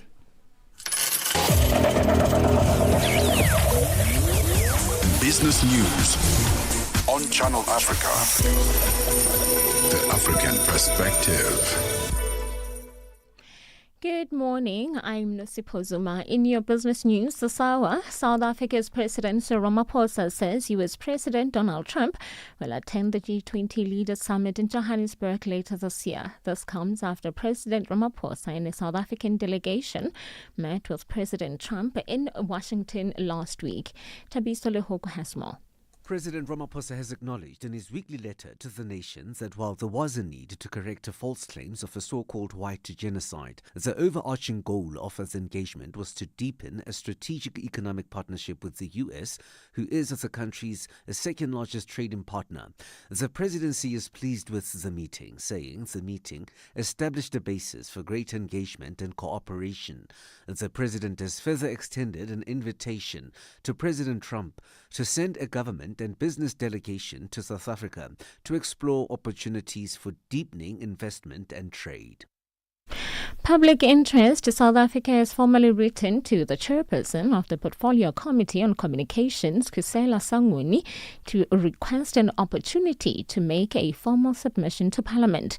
The submission aims to oppose the recent proposal by the Minister of Communications and Digital Technologies, Soli Malatsi, to exempt Elon Musk's satellite operator Starlink from compliance with South Africa's broad-based black economic empowerment requirements in the ICT sector. Debra Khas is the chairperson of Public Interest SA. There are concerns that we've raised, chief among them being legal and procedural concerns around this proposed exemption.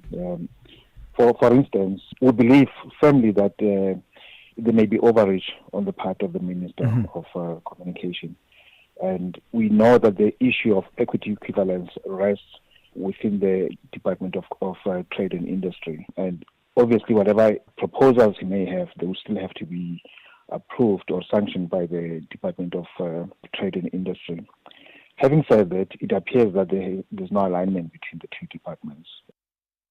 The former Kenyan Cabinet Minister Amina Mohammed has added her voice behind the election of Swazi Shabalala as the new head of the African Development Bank. Mohammed argues that Shabalala's candidacy represents not only a milestone for gender equality but a strategic choice for the continent's future. Member and co-founder of Global Women Leaders, Susanna Malcora, has also made a case why the AFDB must seize the historic opportunity to elect its first woman president. The FDB remains actually one of the 19 international organizations that have never had a woman at the helm. And so this election is a historic one. It provides a wonderful opportunity, elect a woman to lead the FDB.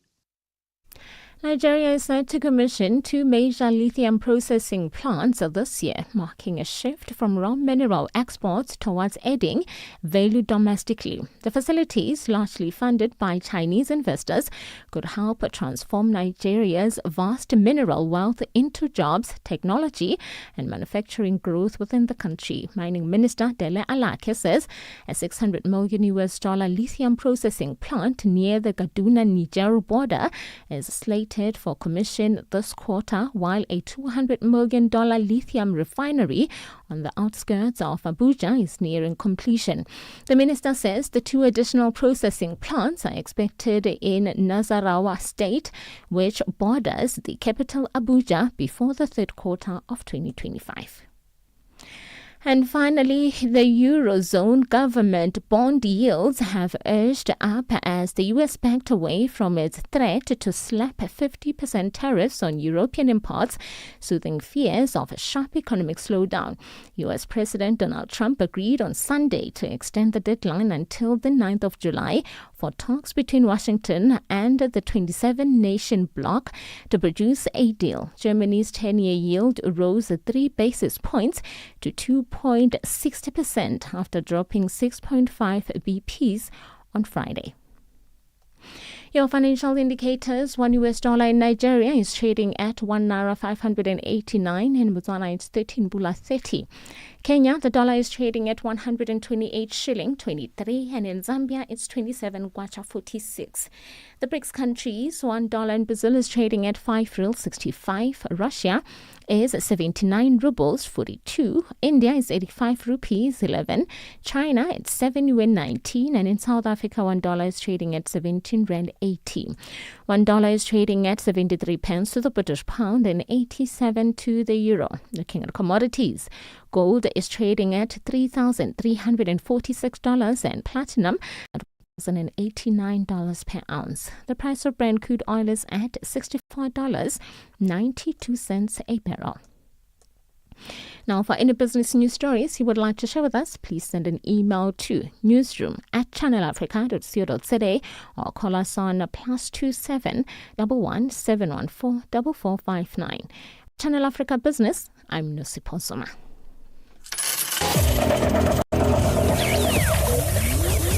Business news on Channel Africa.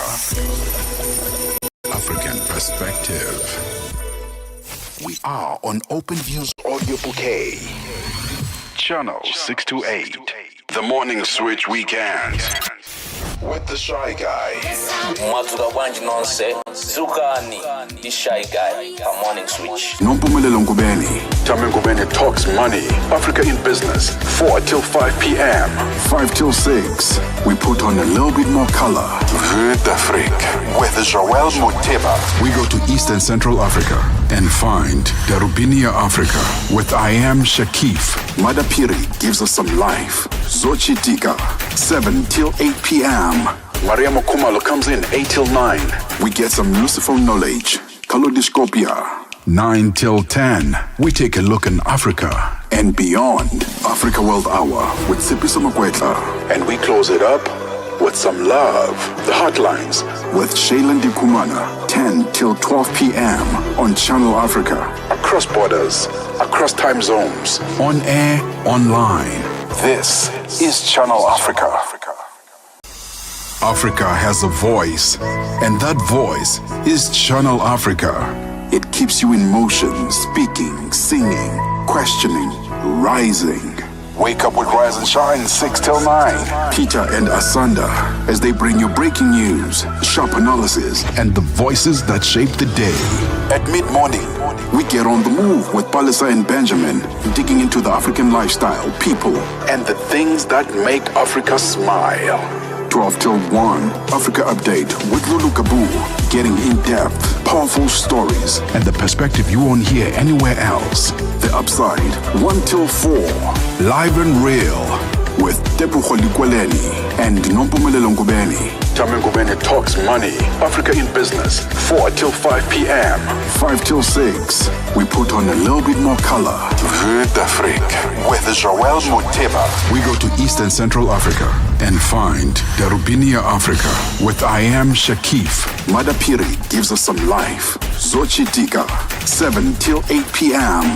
Maria Mokumalo comes in 8 till 9. We get some useful knowledge. Kalodiscopia. 9 till 10. We take a look in Africa and beyond. Africa World Hour with Sipiso Makwetla. And we close it up with some love. The Hotlines with Shailen Dikumana. 10 till 12 p.m. on Channel Africa. Across borders, across time zones. On air, online. This is Channel Africa. Africa has a voice, and that voice is Channel Africa. It keeps you in motion, speaking, singing, questioning, rising. Wake up with Rise and Shine 6 till 9. Peter and Asanda as they bring you breaking news, sharp analysis, and the voices that shape the day. At mid-morning, we get on the move with Palesa and Benjamin, digging into the African lifestyle, people, and the things that make Africa smile. 12 till 1, Africa Update with Lulu Kabu, getting in-depth, powerful stories, and the perspective you won't hear anywhere else. The Upside, 1 till 4, live and real, with Tepuho Likweleni and Nompumelelo Ngubeni. Tame Ngubeni talks money, Africa in business, 4 till 5 p.m. 5 till 6, we put on a little bit more color. Vue d'Afrique with Joël Moteba. We go to Eastern Central Africa and find Darubinia Africa with I Am Shakif. Madapiri gives us some life. Zochi Tika, 7 till 8 p.m. Maria Mokumalo comes in 8 till 9. We get some useful knowledge. Kalodiscopia. 9 till 10, we take a look in Africa and beyond. Africa World Hour with Sipiso Makwetla. And we close it up with some love. The Hotlines with Shailen Dikumana. 10 till 12 p.m. on Channel Africa. Across borders, across time zones. On air, online.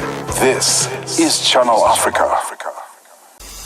Africa has a voice, and that voice is Channel Africa. It keeps you in motion, speaking, singing, questioning, rising. Wake up with Rise and Shine 6 till 9. Peter and Asanda as they bring you breaking news, sharp analysis, and the voices that shape the day. At mid-morning, we get on the move with Palesa and Benjamin, digging into the African lifestyle, people, and the things that make Africa smile. 12 till 1, Africa Update with Lulu Kabu, getting in-depth, powerful stories, and the perspective you won't hear anywhere else. The Upside, 1 till 4, live and real, with Tepuho Likweleni and Nompumelelo Ngubeni. Tame Ngubeni talks money, Africa in business, 4 till 5 p.m. 5 till 6, we put on a little bit more color.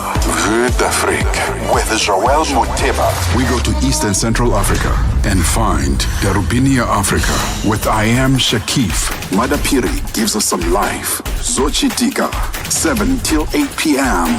Maria Mokumalo comes in 8 till 9. We get some useful knowledge. Kalodiscopia. 9 till 10, we take a look in Africa and beyond. Africa World Hour with Sipiso Makwetla. And we close it up with some love. The Hotlines with Shailen Dikumana. 10 till 12 p.m. on Channel Africa. Across borders, across time zones. On air, online. This is Channel Africa. Africa has a voice, and that voice is Channel Africa. It keeps you in motion, speaking, singing, questioning, rising. Wake up with Rise and Shine 6 till 9. Peter and Asanda as they bring you breaking news, sharp analysis, and the voices that shape the day. At mid-morning, we get on the move with Palesa and Benjamin, digging into the African lifestyle, people, and the things that make Africa smile. 12 till 1, Africa Update with Lulu Kabu, getting in-depth, powerful stories, and the perspective you won't hear anywhere else. The Upside, 1 till 4, live and real, with Tepu Kholikweleni and Nompumelelo Ngubeni. Tame Ngubeni talks money, Africa in business, 4 till 5 p.m. 5 till 6, we put on a little bit more color. Vue d'Afrique with Joel Moteba. We go to East and Central Africa and find Darubinia Africa with I Am Shakif. Madapiri gives us some life. Zochitika, 7 till 8 p.m. Maria Mokumalo comes in 8 till 9. We get some Lucifer knowledge. Kalodiscopia. 9 till 10. We take a look in Africa and beyond. Africa World Hour with Sipiso Makwetla. And we close it up with some love. The Hotlines with Shailen Dikumana. 10 till 12 p.m. on Channel Africa. Across borders, across time zones. On air, online. This is Channel Africa. Africa has a voice, and that voice is Channel Africa. It keeps you in motion, speaking, singing. You heard the double play from Questa, Lala, Vilagazi. And before that, you heard one titled Ocean by Al Boy. It takes us to 11:50 Central African time. We'll be back. Africa Update on Channel Africa with Lulu Kabu. Protesters in Ghana have accused the country's president of violating the constitution and interfering in the independence of the judiciary. Eric Mawena Egbeta, the opposition protesters calling for the reinstatement of Tokonu. The presidency and the president and all of its spokespersons around the seat of government have had one narrative and one narrative only, that no constitutional breaches have occurred in the process up until now, which has resulted in the suspension of the Chief Justice. In fact, it does appear the government has already communicated to these protesters that we're not interested in having the Chief Justice return and fill her position until the determination of the matter. We believe that she must remain suspended for the investigations to take place, after which the final determination will inform whether or not she returns. Africa Update with Lulu Kabu, 12 to 1 p.m. Central African Time. Ahoy, matey! Captain here to help, right, boys? Set sail with us on a digital voyage like no other. Channel Africa has a treasure trove of awesomeness. That is our website and social media pages. Tell me, why are you here? We want you to be part of our adventure. The winds are changing, Captain. And this time... Imagine a world where curiosity knows no bounds, where entertainment meets enlightenment, and where every click leads to the African perspective. Visit us on our website, www.channelafrica.co.za, or follow us on Instagram or on X at Channel Africa 1. Go on, like us on Facebook at Channel Africa 1. So, spread the word. Tell a friend that Channel Africa's online variety is what they need on the web. Channel Africa, the African perspective. Hashtag on the move and connect with us. We're about to head out of here, but we've had such great conversations today. And if you've just joined us, where have you been? The conversations have been amazing. But if you've been with us for the past 3 hours, well, almost a full 3 hours, well, you've spoken a little bit about, diet-related health conditions and how, different labeling, front of pack labeling, in fact, can reduce some of the health conditions that are related to our diet. And then we moved on to today's debate, the African View, speaking about the soft life culture, if it's empowering or unrealistic for most Africans. Africans. That was a great one. Let us know what a soft life means to you. And then we wrapped it up with more health and nutrition on our fitness and nutrition feature, speaking today about fad diets that, maybe we shouldn't be following after all. Yes, we all want to look incredible, but make sure that you're doing it in a healthy way. Head on over to our website. That's www.channelafrica.co.za. That's where you can catch up on some of the content you might have missed, or just re-listen to those conversations again. Click on the programs tab on our homepage. Find your way through all the shows that are here on Channel Africa. But look for this one. This is On the Move, and under our show's details, that is where you can find our podcast. You can actually catch up on some of our streams as well by tuning in on the SABC Plus app, where some of our great streams and conversations can still be found there. So you can catch up on over there on the SABC Plus app. It's 11:53 Central African time, 7 minutes before we say goodbye. Let's take a short break before we bring in Lulu Gabu to let us know what's coming up on today's Africa Update. Get Channel Africa on DSTV Audio Bouquet. Channel 806. Hello, Africa. We would love to hear your voice on our radio station. Be part of the fun and send a shout out or greeting message to your loved ones and your favorite Channel Africa presenters. Whether you're in Africa, the diaspora, or anywhere else around the globe, we want to hear your voice. Send your shout out message by sending an email to info@channelafrica.co.za or send them to our Facebook, Twitter, and Instagram pages. Help us diversify our sound with your voice. Channel Africa, the African perspective. Benjamin Moshatama and Palesa on the move.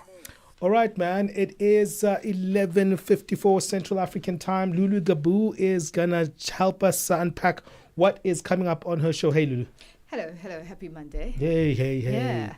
All right, so today on Africa Update, there are a number of big stories that we're going to be covering. But Uganda, we're going to be speaking to Mike Arareng, and this is because Uganda's military, they've announced that they've severed all military cooperation with Germany. Mm-hmm. And we'll unpack that story as to the reasons behind it. They've accused the ambassador, the Berlin ambassador to Kampala, has been accused of involvement in subversive activities in the country. Sure. Mike will unpack that for us, exactly what it means and what has happened to this relationship that has been standing for a long time. And then also in Nigeria, we're going to be speaking to our correspondent there, Jonathan James Liam Gon. A sit-at-home order by a banned separatist group, Indigenous People of Biafra, in Nigeria's southeast, has led to the death of over 700 people in the region. Mm-hmm. This is over the past 4 years. Jonathan, we always speak about, the instability in Nigeria and parts of Nigeria, and, we'll unpack what this means and why the Nigerian government is failing to bring stability to the country, especially in volatile areas. And Jonathan will unpack that for us. And all that and more coming up in the next, 4 minutes? Yeah, we're looking forward to that. It's midday Central African time, just 4 minutes away. But we're going to leave you with some beautiful music from Libianca. That's a hit. This one is titled People. Until next time, everyone, God bless. Benjamin Moshatama and Palesa on the move. Libianca. I've been drinking more alcohol for the past 5 days. Did you check on me? Questioning, rising. Wake up with Rise and Shine 6 till 9. Peter and Asanda as they bring you breaking news, sharp analysis, and the voices that shape the